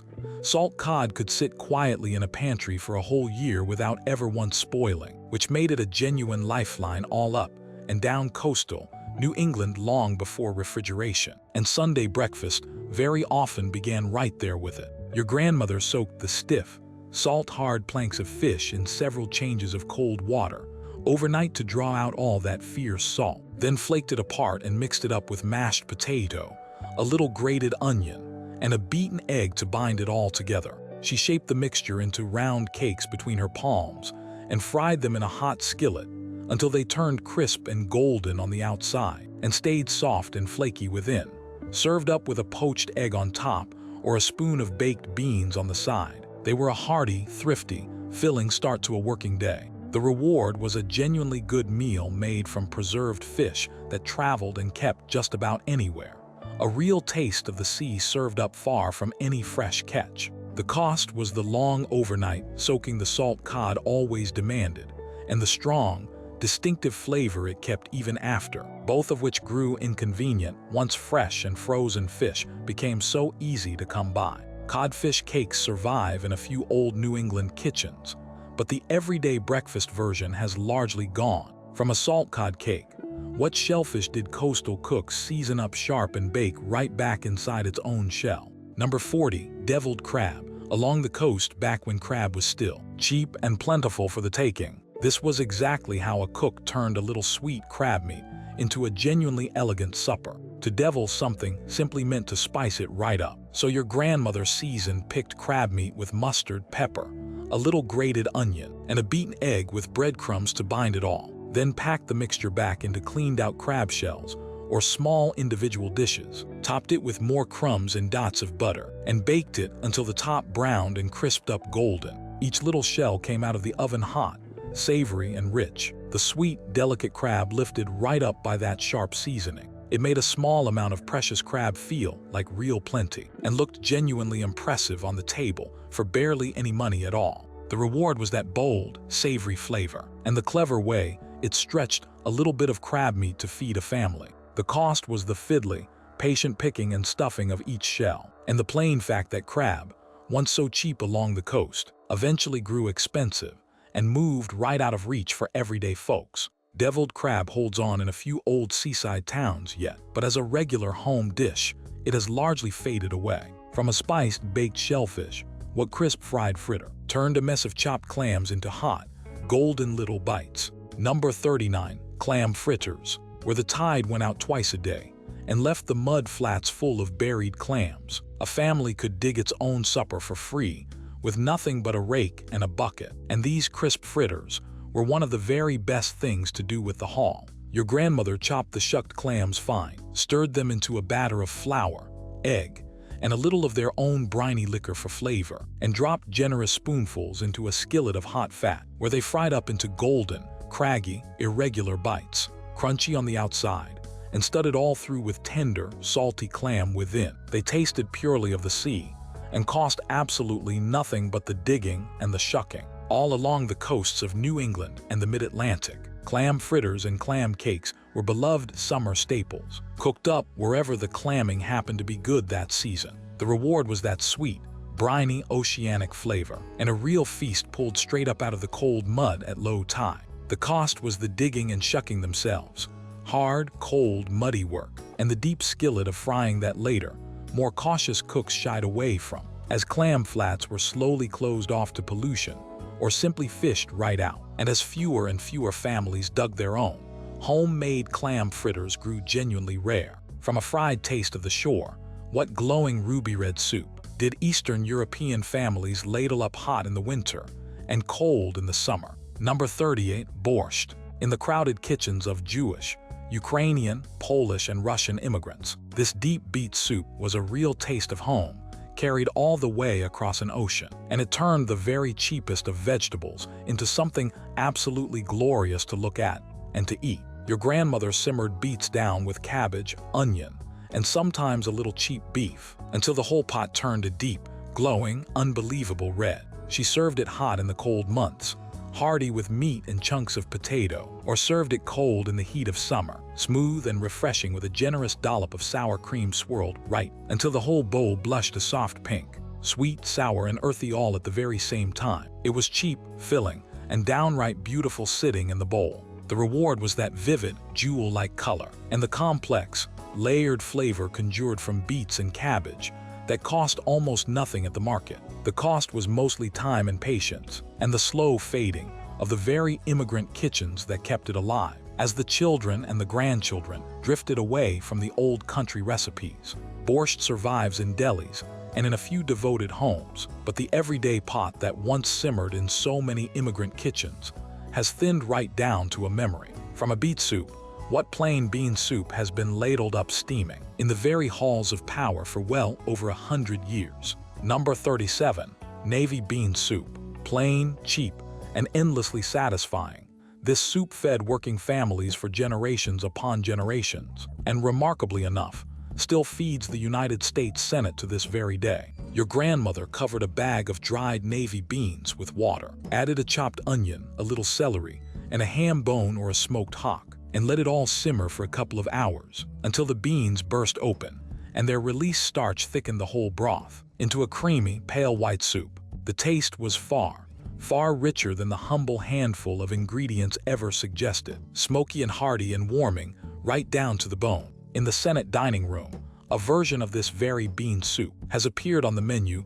every single day for well over 100 years now, which really tells you all you need to know about just how deep and how broad its plain comfort runs. The reward was that a cheap 2-pound bag of dried beans, made enough to feed a whole family for the better part of a week for almost nothing at all. The cost was only the long simmer, that same patience so very many of these old dishes quietly required of a cook. Navy bean soup holds on better than most on this list, but the true from scratch, ham bone version has grown scarce beside the convenience of the can. From a pot of white beans, what soup turned garden tomatoes and a splash of milk into the perfect partner for a grilled cheese sandwich? Number 36. Cream of tomato soup. Before a red and white can ever own the whole entire idea, this soup came together from real, honest tomatoes on the back of the stove, and it tasted for all the world like ripe summer, even in the very depth of winter. Your grandmother started with fresh tomatoes in the season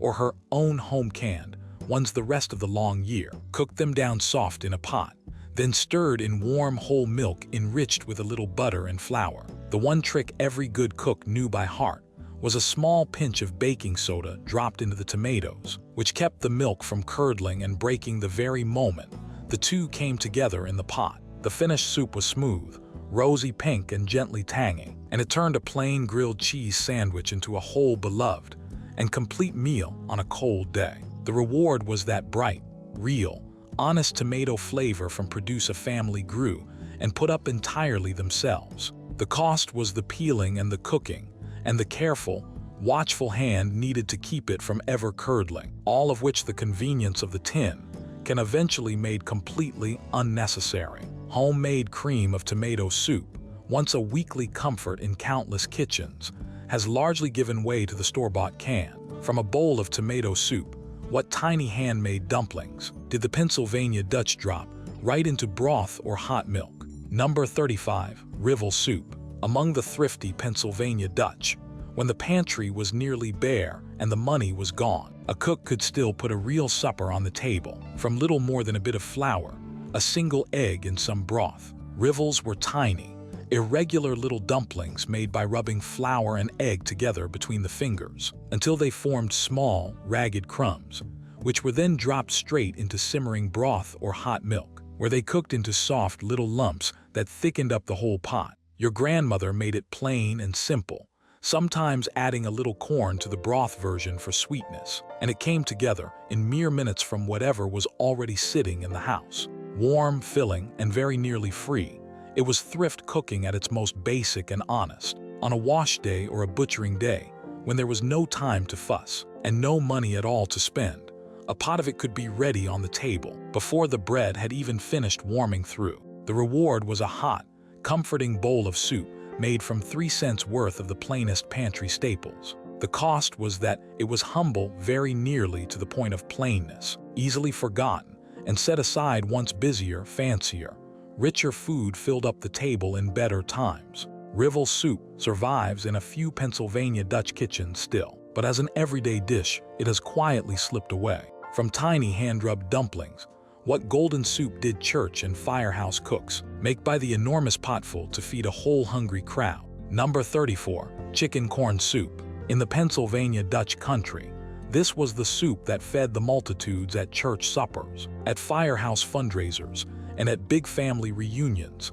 Ladled out of enormous steaming pots by the gallon, your grandmother simmered a whole chicken until the meat fell clean from the bone, pulled and chopped it up, and returned it to the rich golden broth, along with plenty of sweet corn and either homemade noodles or those tiny little rivel crumbs. Chopped hard-boiled egg very often went in right at the end, floating through the soup like little bits of extra richness. Hearty, sweet with all that corn, and deeply, deeply chicken-flavored, it stretched a single bird and a few ears of corn into a real meal for a whole crowd of people. In the heart of Pennsylvania, it was so tied to the late summer and early fall that whole towns held soup suppers built around it, ladling out bowl after bowl until the enormous pot finally ran dry. The reward was that it fed many mouths cheaply and tasted purely of comfort and community all at once. The cost was the honest work of simmering and picking a whole chicken and then making the noodles or the rivels from scratch,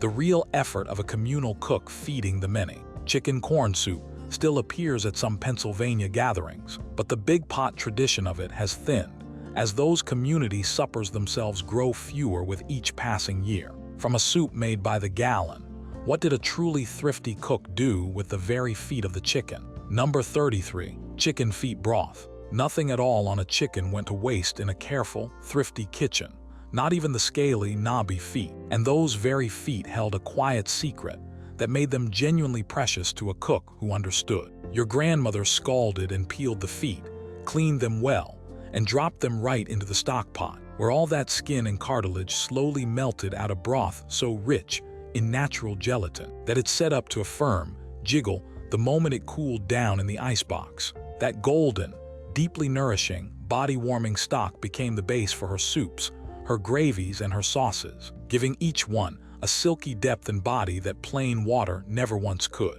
Cheap to the very point of being nearly free, chicken feet were prized by the cooks, who understood that real flavor and real nourishment hid in the very humblest, most overlooked parts of the bird. The reward was that unmatched, silky richness, and the deep satisfaction of wasting absolutely nothing. The cost was the off-putting look of them, and the careful cleaning they took, both of which turned squeamish modern shoppers away for good. Chicken feet still flavor rich broths in a great many world cuisines, but in the average American kitchen they have quietly, completely disappeared. From a rich, humble broth, what did a Southern cook do with a leftover piece of cornbread and a tall glass of cold buttermilk? Number 32. Cornbread in buttermilk. This was honestly hardly a recipe at all, more of a plain old habit.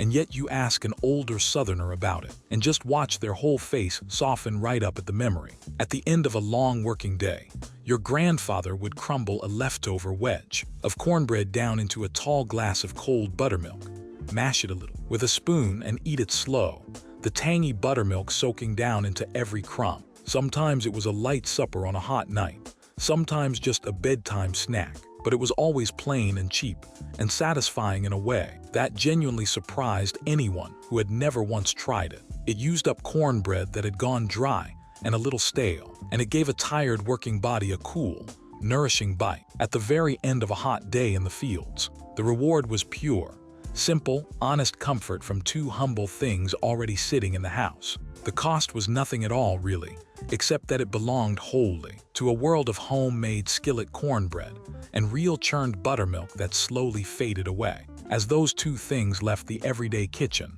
so did this quiet, beloved little ritual, remembered now mostly by those who grew up spooning it right out of a glass. From a humble buttermilk supper, what did a cook do with a skillet full of apples to sweeten up the whole breakfast plate? Number 31. Fried apples.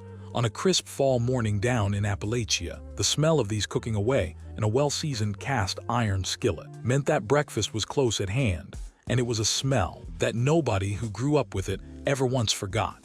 Your grandmother sliced up apples, very often the small tart ones, or the bruised windfalls off the yard tree that were too far gone to store for winter, and cooked them down in butter or bacon grease with a little sugar and a good shake of cinnamon until they went soft, glossy, and caramelized dark around the edges. Served alongside hot biscuits, sausage, and eggs, they were sweet and warm, and just a touch tart, more of a side dish than any dessert. This was thrift and the harvest working hand in hand, using up apples that would otherwise just rot on the ground, and turning them into something the whole family reached for at the table. The reward was that warm, spiced, caramelized sweetness and a real, honest use for fruit that would have gone to waste. The cost was small, just the skillet time and a little fat, but the dish faded anyway, as fewer families kept apple trees in the yard and cooked those big, unhurried country breakfasts. Fried apples hold on in the mountain south, but the everyday version has grown rarer. From a skillet of sweet fried apples, what whole fruit did a cook core out, stuff full, and bake into a simple, homey dessert? Number 30. Baked apples. When a proper pie was simply too much trouble or too dear on the budget, this humble dish gave a whole family the warm taste of baked apple and cinnamon with almost no effort and almost no expense at all. Your grandmother cored out firm apples, stood them upright in a baking dish, and filled each hollow center with a spoon of white or brown sugar, a small pat of butter, a good shake of cinnamon, and very often a few plump raisins tucked in. A little water in the bottom of the dish kept them from ever sticking, and into the oven they went until the apples slumped soft and tender, and the filling bubbled up and melted into a sweet syrup that pooled around them. Served warm, sometimes with a little cream poured right over the top, they were humble and homey, and deeply satisfying on a cold night. The reward was a real, honest fruit dessert made from cheap apples and a few plain pantry staples, with no fussy crust required at all. The cost was nothing much beyond the oven time, but as boxed mixes and store-bought sweets slowly took over the dessert table, the simple baked apple quietly slipped off it. It survives here and there in a few kitchens, but a long way from the common, everyday dessert it once was. From a baked apple, what did a resourceful Depression cook whip up? From a mere handful of dried prunes to make a light, airy dessert. Number 29. Prune whip. In the leanest years, when eggs were very often the only thing a dessert could possibly spare, this frugal little sweet turned humble, unglamorous prunes into something genuinely surprising and delicate. Your grandmother stewed dried prunes until they went soft, pitted them, and mashed them into a thick, dark puree, then folded that puree gently into stiffly beaten egg whites along with a little sugar. Sometimes she served it just as it was, light and pale as a cloud, and sometimes she baked it briefly in the oven so it puffed and set. The result was airy, sweet, and gently tart all at once, a dessert that somehow felt like far more than its cheap, plain ingredients ever should have. It was also gentle enough on the stomach that it very often went to the sick and the elderly, easy to eat and easy to keep down. The cookbooks of the day printed the recipe right alongside the invalid dishes and the nursery foods, and many a child first met prune whip on a tray carried carefully up the stairs to a sick room.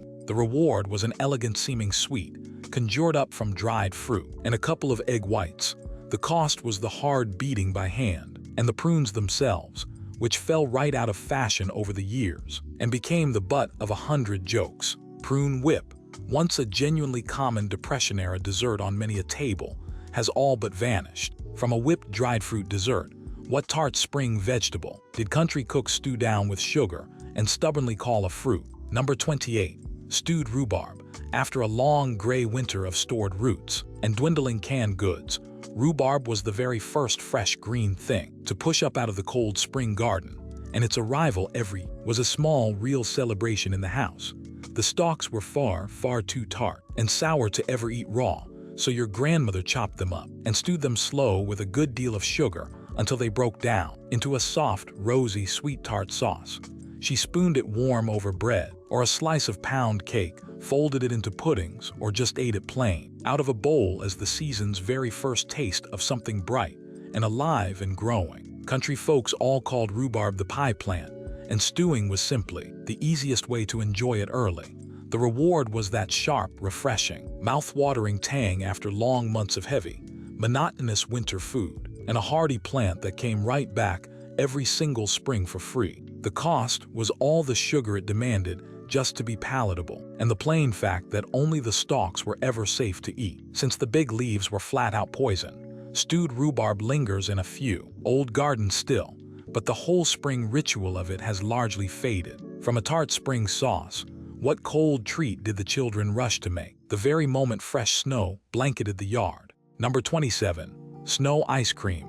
The first clean, deep snowfall of the winter was a genuine invitation, and the children of the house knew exactly what to do with it before their mothers had even finished calling them in from the cold. Your grandmother sent someone out the door with a big, clean bowl to scoop up fresh, untouched snow, then stirred in milk or cream, a little sugar, and a good splash of vanilla, working fast with a spoon before it could all melt away, until it came together into a soft, sweet, fluffy treat, somewhere right between ice cream and a snow cone, eaten right away. Standing at the counter, it was cold and light and gone far too soon. A little bit of pure magic made from nothing but the weather itself. It cost absolutely nothing, needed no crank freezer or bucket of ice at all, and turned an ordinary snowy afternoon into a real party. The reward was that pure, uncomplicated childhood delight and the thrift of a free dessert falling right out of the sky. The cost was only that it depended entirely on clean, fresh snow and had to be eaten at once before it melted. Families still make it here and there when the snow flies just right, but the once common winter ritual of it has grown much quieter. From a treat made of snow, what tangy drink did the farmhands gulp down out in the hayfield to beat the brutal summer heat? Number 26. Switchel.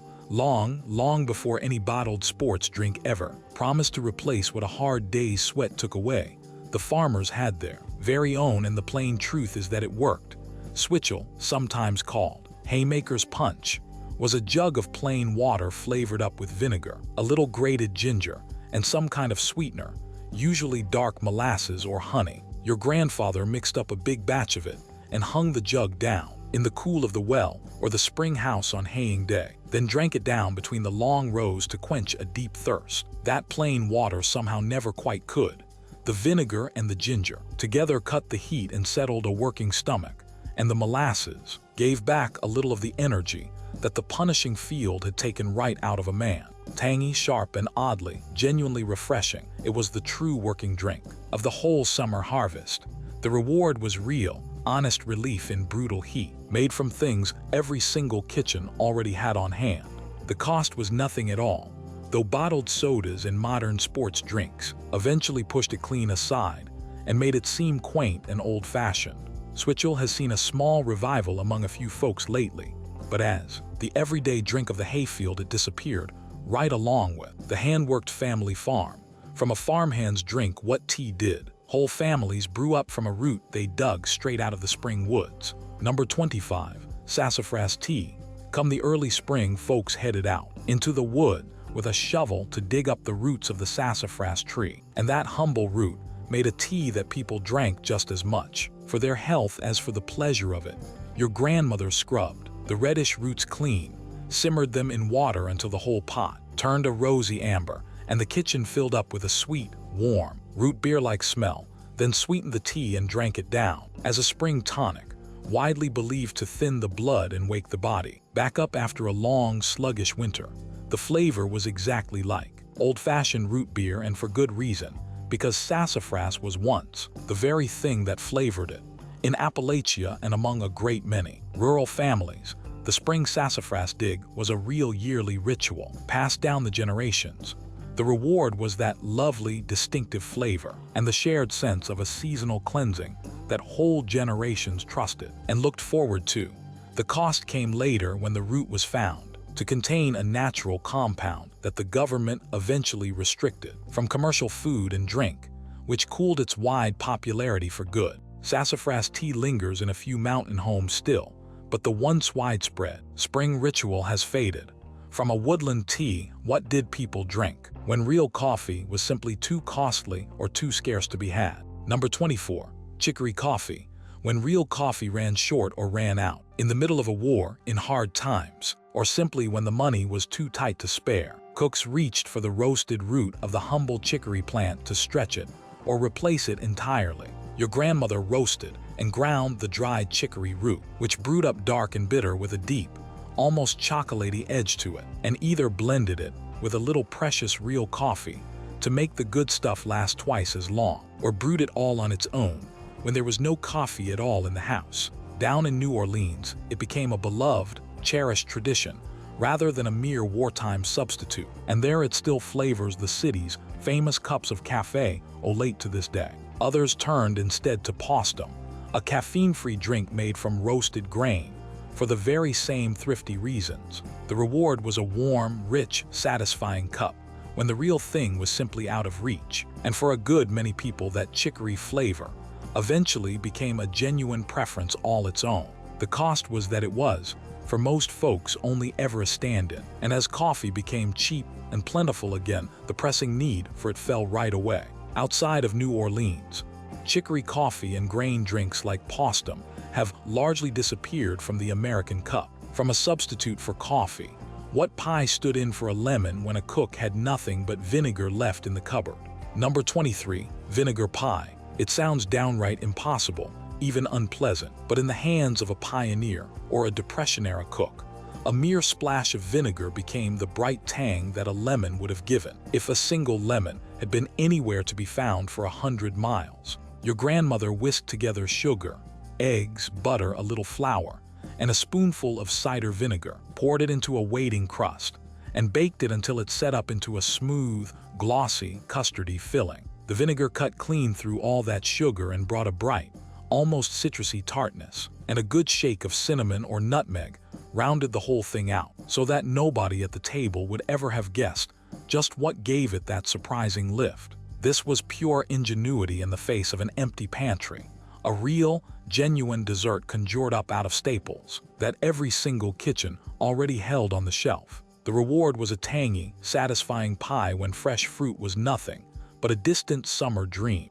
The cost was mostly the doubt it inspired, since the plain name scared people off before they ever tasted it. And once lemons and fresh fruit grew cheap and available year-round, nobody needed it anymore. Vinegar pie survives now in a few old family recipe boxes, a clever, resourceful relic of much leaner days. From a pie built on vinegar, what pie stripped the whole idea even barer and started with nothing at all but plain water? Number 22. Water pie. If vinegar pie sounds like a real stretch, this one sounds like an outright joke. And yet it was real, and it was sweet, and it got a great many families through the very hardest stretches of the Great Depression. Your grandmother poured plain water right into an unbaked pie shell, then sprinkled over the top a mixture of sugar and flour, dotted it all with little bits of butter, and added just a few drops of vanilla.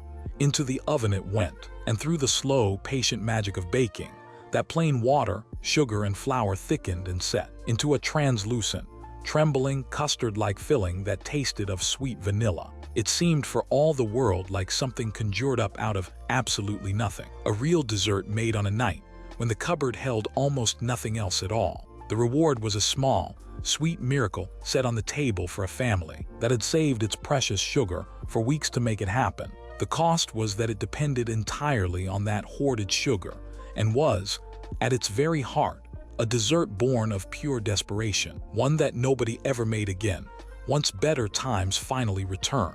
Water pie survives now as a genuine curiosity, real proof of just how far a determined, loving cook would go to put some kind of treat on the table. From a pie made of plain water, what tangy southern pie leaned on the buttermilk churned right there in the kitchen? Number 21. Buttermilk pie. On a southern farm, real buttermilk was very nearly always on hand from the churning, and a wise, thrifty cook turned that everyday tang into one of the whole region's most beloved pies. Your grandmother beat together sugar, eggs, butter, a little flour, and a good generous measure of buttermilk with a splash of vanilla, poured it into a waiting crust, and baked it slow until the top turned golden and just barely set, while the inside stayed soft and creamy as custard. The buttermilk gave it a gentle, pleasant tartness that kept all that sugar from ever turning cloying and sweet, and the result was a smooth, rich custard pie with a faint, lovely tang running all through it. Cheap and easy to make from the plain things a farm family always had on hand. It graced Sunday dinners and church socials all across the South for generations. It baked up quietly, while the main dinner was still cooking on the stove, which made it exactly the pie a busy cook reached for when company was coming, and both the time and the money were short. The reward was that lovely, perfect balance of sweet and tangy in one silky custard. The cost was little at all beyond the oven time, but as real churned buttermilk left the everyday kitchen and store-bought desserts slowly took over, the homemade buttermilk pie grew scarce. It survives yet in the South, but a long way from as common as it once was on every table. From a tangy buttermilk pie, what even simpler custard pie came together from just sugar, eggs, and a bit of butter. Number 20. Chess pie. Ask anyone about where the odd name actually came from, and no two people will ever quite agree. So there is truly no story worth inventing to fill the gap, but ask any Southerner about the pie itself, and just watch them smile at the memory. Chess pie was the pure pantry pie, made entirely from the plain things that were always in the house: sugar, eggs, butter, and just a small spoonful of cornmeal, and a splash of vinegar to help it set and to cut the sweetness. Your grandmother whisked it all together in one bowl, poured it into a crust, and baked it until it rose and cracked golden on top, and settled underneath into a dense, sweet, wonderfully chewy-edged filling. It was just about as simple as any pie could possibly be, and just about as deeply satisfying, rich and sugary, with that slightly crackly, caramelized top. When there was no fruit to be had, and no money for anything the least bit fancy, chess pie was always the ready answer. The reward was a real, indulgent dessert made from 4 cents worth of the plainest staples. The cost was almost nothing at all, but it belonged wholly to a from-scratch world that convenience baking eventually pushed right aside. Chess pie holds on in the South better than many on this list, but the everyday version has grown less common. From a plain sugar pie, What dark molasses pie did the Pennsylvania Dutch actually eat for breakfast with a hot cup of coffee? Number 19. Shoofly pie. Up in the Pennsylvania Dutch country, this rich molasses pie was just as likely to turn up at the breakfast table as it was after supper. So sweet and so rich that folks thought nothing of dunking a slice right into their morning coffee. Your grandmother made a filling of dark molasses and brown sugar, loosened up with a little hot water, poured it into a crust, and topped it all with a crumb mixture of flour, sugar, and butter rubbed together between her fingers. Once baked, it came out one of two ways depending entirely on the family recipe: wet bottom with a gooey, sticky layer of molasses down beneath the cake, or dry bottom baked clear through like a crumb cake sitting in a pie shell. The name, so the old folks always swore, came from shooing away the flies that were drawn straight to all that sweet, sticky molasses. Deep, dark, and sweet, it was cheap to make from the molasses and flour that every pantry held. The reward was that rich, old-fashioned molasses flavor, and a treat fit for breakfast or dessert alike. The cost was little more than the baking itself, but as molasses slowly fell out of everyday American use, shoofly pie grew regional and rare.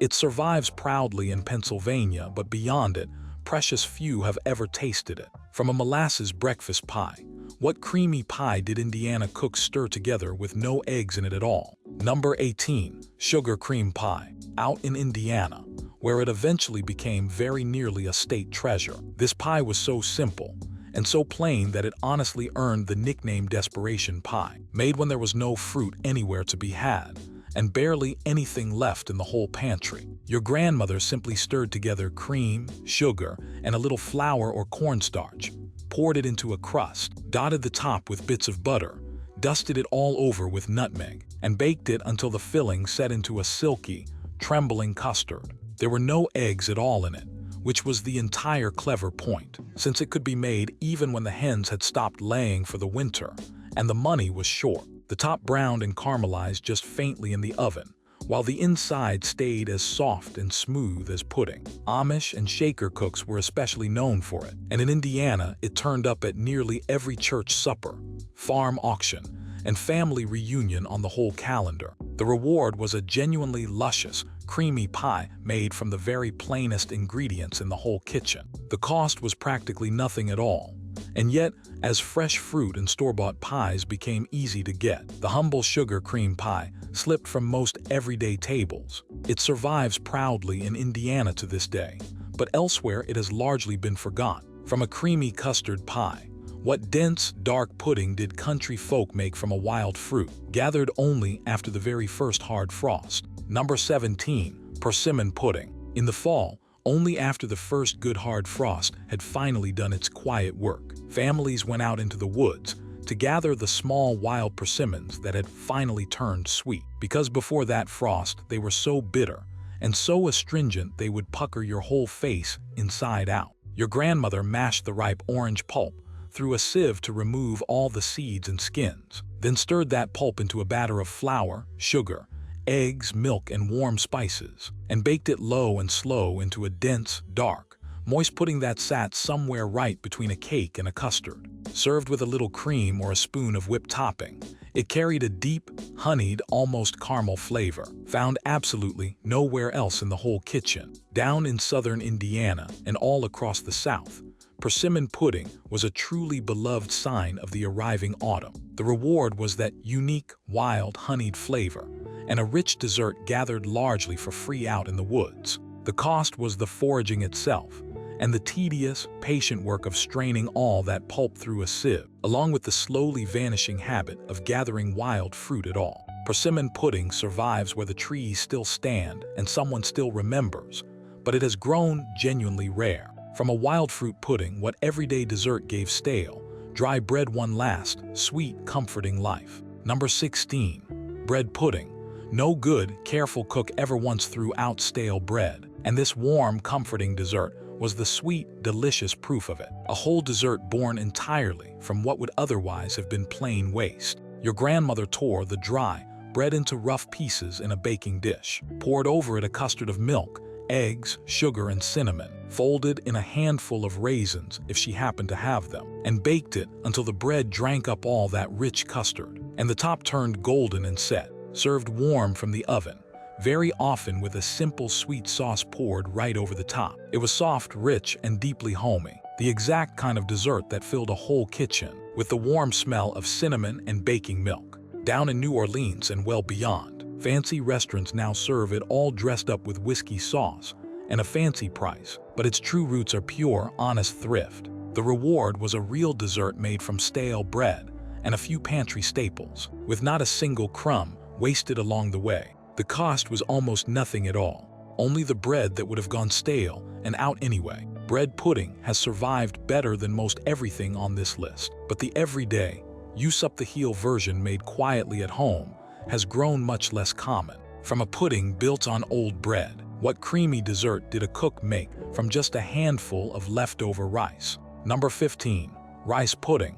Cheap, filling, and gently, comfortingly sweet. Rice pudding turned a mere cup of leftover, cooked rice into a dessert that soothed the young, the old, and the sick all alike. Your grandmother simmered the rice slow with milk, sugar, and very often a beaten egg, until the whole thing went thick and creamy, stirred in plump raisins, and a good shake of cinnamon or nutmeg, and either baked it in the oven until a golden skin formed across the top, or cooked it soft on the stovetop, served warm on a cold night, or chilled cold on a hot one. It was soothing and homely, the exact kind of thing a mother made when someone in the house was feeling under the weather, or when a simple, plain sweet was all that the tight budget could allow. The reward was a nourishing, comforting dessert made from rice, milk, and a little sugar, about as cheap as sweets ever got in any kitchen. The cost was only the patient stirring and the time it took, and yet it slid slowly toward the very back of the recipe box, as instant boxed puddings and store desserts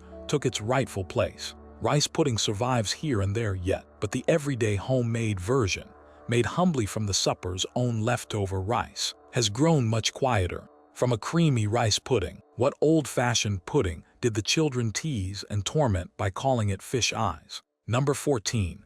Tapioca pudding. The children all called it fish eyes and glue and worse, and yet they very nearly always ate every last bite of it clean up, because under that silly, unappetizing name was a soft, sweet, genuinely comforting pudding. Tapioca came as little dried pearls made from cassava starch, and your grandmother soaked them until they swelled up plump, then cooked them slow with milk, sugar, and egg and vanilla, until the pearls turned soft and translucent, and the whole thing thickened into a creamy pudding, dotted all through with those little clear spheres, served warm from the pot or chilled cold from the icebox. It was gentle and mild, easy on a sick stomach, and truly pleasing to a child, once they finally got past the funny look of it in the bowl. Cheap and shelf-stable, a box of those little dried pearls kept for ages in the pantry, so a cook always had the makings of a dessert close at hand, even when money was tight and the cupboard was otherwise nearly bare. The reward was a soothing, inexpensive dessert with a texture unlike anything else on the whole table. The cost was the patient cooking it took, since the pearls had to soak and then simmer just exactly right, and boxed instant versions and other convenience desserts eventually shoved the from-scratch pudding aside for good. Homemade pearl tapioca pudding, once a common and beloved family dessert, has largely disappeared from the table. From a pearly pudding, what smooth, molded dessert set up firm from nothing but milk and a little cornstarch? Number 13. Blancmange. Before a cardboard box ever promised pudding ready in 5 easy minutes, this was exactly how a cook made a smooth, elegant molded dessert, and getting it right took real, practiced skill at the stove. Blancmange, an old French name meaning simply white food, was milk sweetened and thickened with cornstarch, flavored plainly with a little vanilla or almond, then poured into a decorative mold and chilled until it set up firm enough to turn out clean onto a plate and hold its wobbling shape. Your grandmother unmolded it trembling and pale, sometimes with a little pool of fruit or a spoon of bright jam set beside it, and it was cool, delicate, and gently sweet on the tongue. It gave a modest family a genuinely elegant-looking dessert made from nothing but milk and a spoon of cornstarch. Cooks poured it into fluted tin molds shaped like castles or bunches of fruit, and turning one out whole and unbroken onto a plate for company was a small, quiet triumph worth showing off. The reward was that silky, refined, impressive result, conjured from the very plainest of ingredients. The cost was all the care it took, the constant stirring to keep it perfectly smooth, and the exact cooking so it would set firm but stay tender, all of which the boxed instant mix erased overnight and forever. Blancmange has all but completely vanished from the table now, replaced entirely by a plastic cup of instant pudding. From a molded milk pudding, what dainty, old-fashioned dessert set soft custard adrift, with little floating islands of meringue. Number 12. Floating Island. Here was a dessert that looked for all the world like something served in a grand hotel dining room, and yet it came from nothing more than eggs, milk, and sugar, split cleverly right in two by a resourceful cook. Your grandmother separated the eggs, using the rich yolks to cook a soft, pourable custard on the stove, then beat the leftover whites with sugar into a glossy meringue, which she poached in gentle spoonfuls right in warm milk, until they set into soft, pillowy white clouds. She floated those poached meringue islands on top of the pale custard sea in a shallow bowl, and sometimes drizzled a thin thread of caramel over the very top for a finishing touch. Light, cool, and delicate, it was an elegant, impressive finish to a meal that used up every single part of the egg and cost genuinely very little. The reward was a dessert that felt refined and special, conjured entirely from the humblest of staples, and a clever, thrifty use of both the yolk and the white. The cost was the real skill and patience it demanded, the careful custard that could break, and the poached meringue that could so easily go wrong. Floating Island slipped away as fussy. From-scratch desserts gave way to pure convenience, and today precious few people have ever once seen one. From an airy custard dessert, what dark, ancient pudding did New England cooks bake low and slow with cornmeal and molasses? Number 11. Indian Pudding. This one reaches all the way back to colonial New England, one of the very oldest desserts on the whole continent, and making it right took the better part of a full day at the hearth. The name itself came straight from the cornmeal, which was once commonly called Indian meal, and your grandmother cooked that cornmeal slow in milk until it thickened, then stirred in dark molasses, butter, and warm spices like ginger and cinnamon, poured it all into a dish, and baked it down low and slow for hours on end. Out it finally came deep brown, soft, and just a touch grainy, with a rich, dark molasses and spice flavor, and it was best served warm with a scoop of vanilla ice cream slowly melting right down into it. It fed families through the long, cold New England winters made from nothing but cheap cornmeal and molasses. The reward was that deep, old-fashioned, comforting flavor, and a real dessert with genuine history, baked into every single spoonful. The cost was the long, slow, patient baking that no busy modern kitchen can ever spare the time for, and the strong molasses taste that fell right out of modern favor. Indian pudding survives at a few old New England inns, but as a home dessert, it has very nearly disappeared. From a slow-baked cornmeal pudding, what dense, dark pudding did a cook steam for hours in a cloth or a mold instead of an oven? Number 10. Suet Pudding. In the days before every farmhouse kitchen had a reliable oven that held its heat, a cook could still make a rich, grand holiday dessert simply by steaming it, and suet pudding was the grand, festive result of all that patience. Your grandmother mixed flour together with suet, the hard white fat from around the beef kidneys, along with molasses, warm spices, and dried fruit like raisins and currants, packed the stiff batter down into a mold, or tied it up tight in a floured cloth, and set the whole thing over a pot of simmering water to steam away for hours. The long, moist, gentle heat slowly turned it into a dense, dark, deeply spiced pudding, close kin to the English plum pudding, and to the carrot puddings of so many old family tables, and it was very often served with a sweet, boozy hard sauce spooned over. It was a true special occasion dessert, the crowning glory of a Christmas dinner. The reward was that rich, festive, deeply spiced result, and the real ability to make it without any oven at all. The cost was the long hours of steaming and the suet itself, a hard fat that all but vanished entirely from the modern shopping list. Steamed suet pudding, once the very centerpiece of the holiday table, has almost entirely faded away. From a steamed holiday pudding, what cake did a resourceful, determined cook bake up with no eggs, no milk, and no butter at all? Number 9. War Cake. When sugar, eggs, butter and milk were all rationed hard or simply gone from the store shelves entirely. A determined cook still found a way to bake a real cake, and this dark, moist, spiced loaf was her clever answer through 2 long world wars. Your grandmother started it right on the stovetop, boiling water together with raisins, a little lard or shortening, brown sugar or dark molasses, and warm spices like cinnamon and clove, then letting that whole fragrant mixture cool down completely before she stirred in the flour and the baking soda.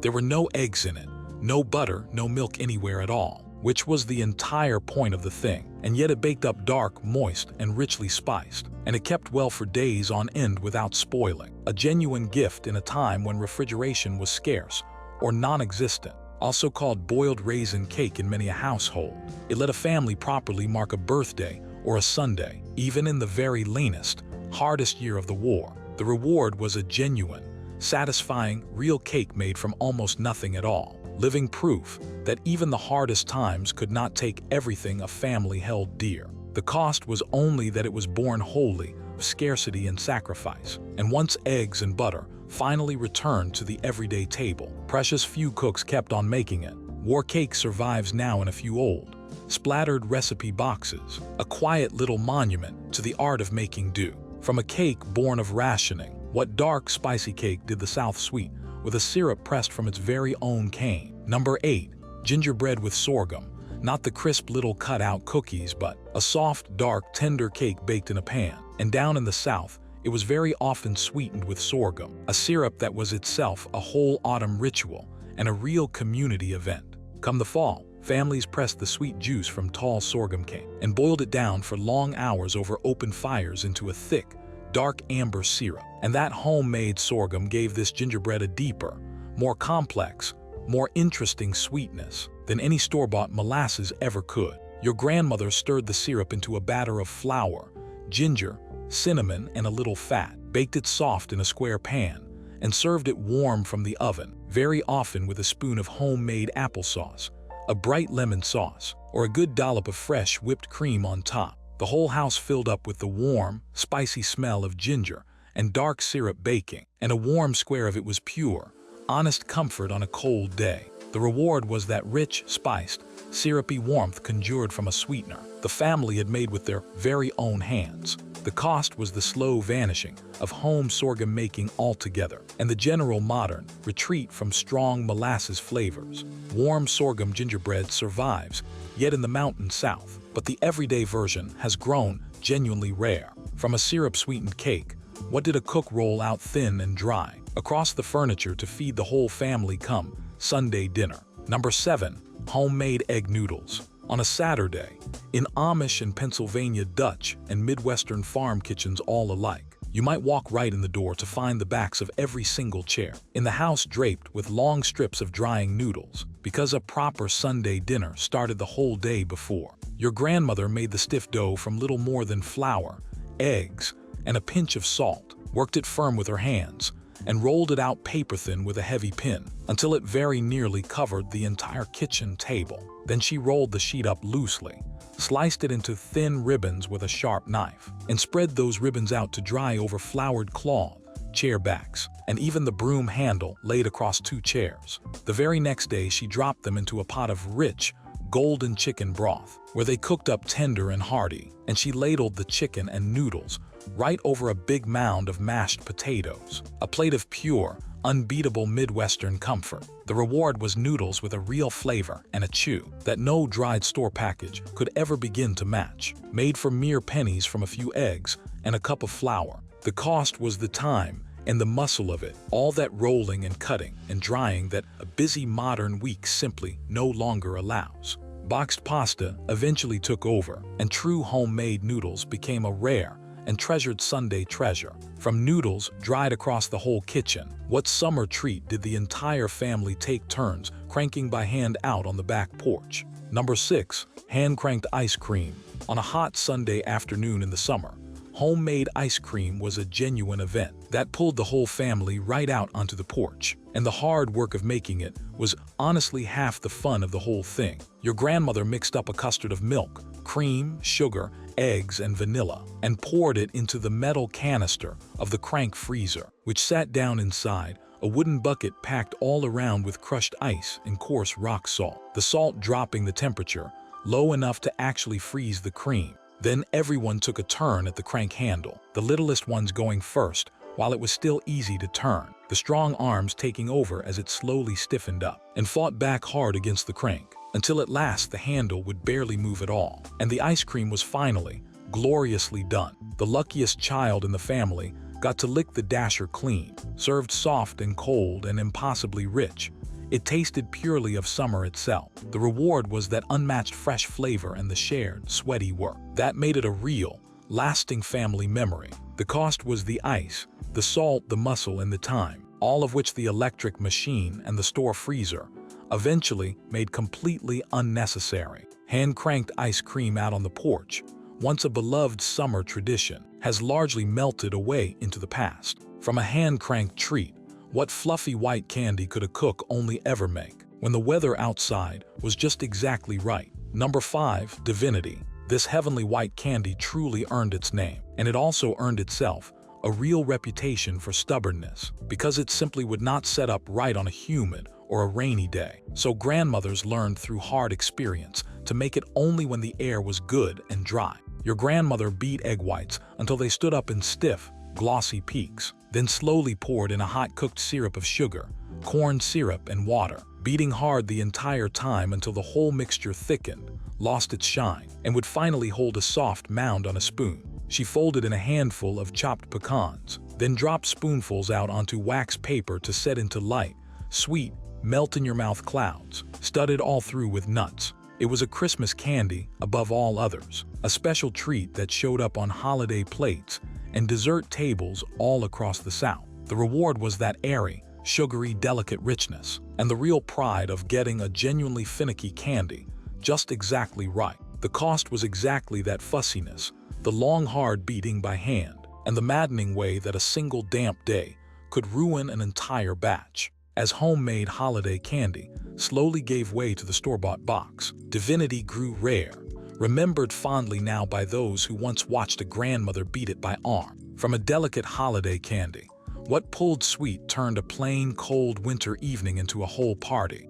Number 4. Molasses Taffy. On a cold winter night, back when there was very little else to do once the chores were done, a taffy pull turned the kitchen into the liveliest, warmest, happiest room in the whole house. And courting, young couples especially found their way to one. Your grandmother boiled molasses, or homemade sorghum, together with sugar, until a single drop turned hard and brittle when dripped into cold water, then poured the hot candy out onto a well-buttered platter to cool down just enough to handle. Then came the real fun of it, as hands were buttered all around, and that sticky dark mass was pulled and folded and stretched and pulled again, over and over and over, the dark syrup slowly lightening to a golden tan and turning glossy and firm as air worked its way all through it. Finally, it was stretched out into long ropes, snipped into little pieces with a pair of scissors, and left to harden into chewy, sweet candy. The reward was the candy itself, and far more than that, the laughter and the closeness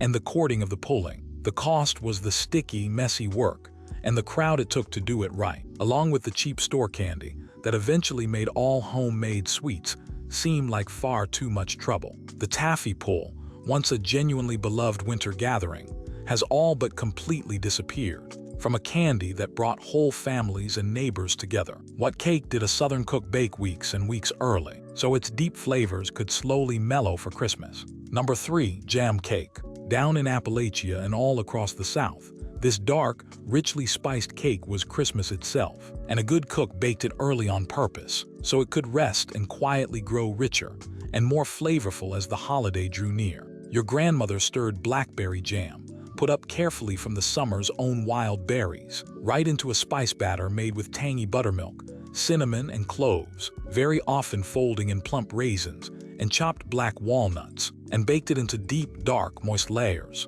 Then she covered the whole thing over in a rich caramel or brown sugar icing that hardened just slightly on the outside, while the cake stayed tender and moist within. Wrapped up and set aside in a cool place for a week or even 2. It only got better and better with time, the flavors slowly deepening into something warm and complex, and unmistakably festive. The reward was a real show-stopping holiday cake made from home-canned jam and pantry spices, a genuine labor of love that quietly showed just how much a family was cherished. The cost was all the time, and the many careful steps, the homemade jam and the tricky caramel icing that not every hand in the kitchen could reliably master. Jam cake survives in the mountain south yet, but a long way from the common holiday centerpiece it once was. From a cherished holiday cake, what slow-cooked roast anchored, the single most important meal of the entire American week.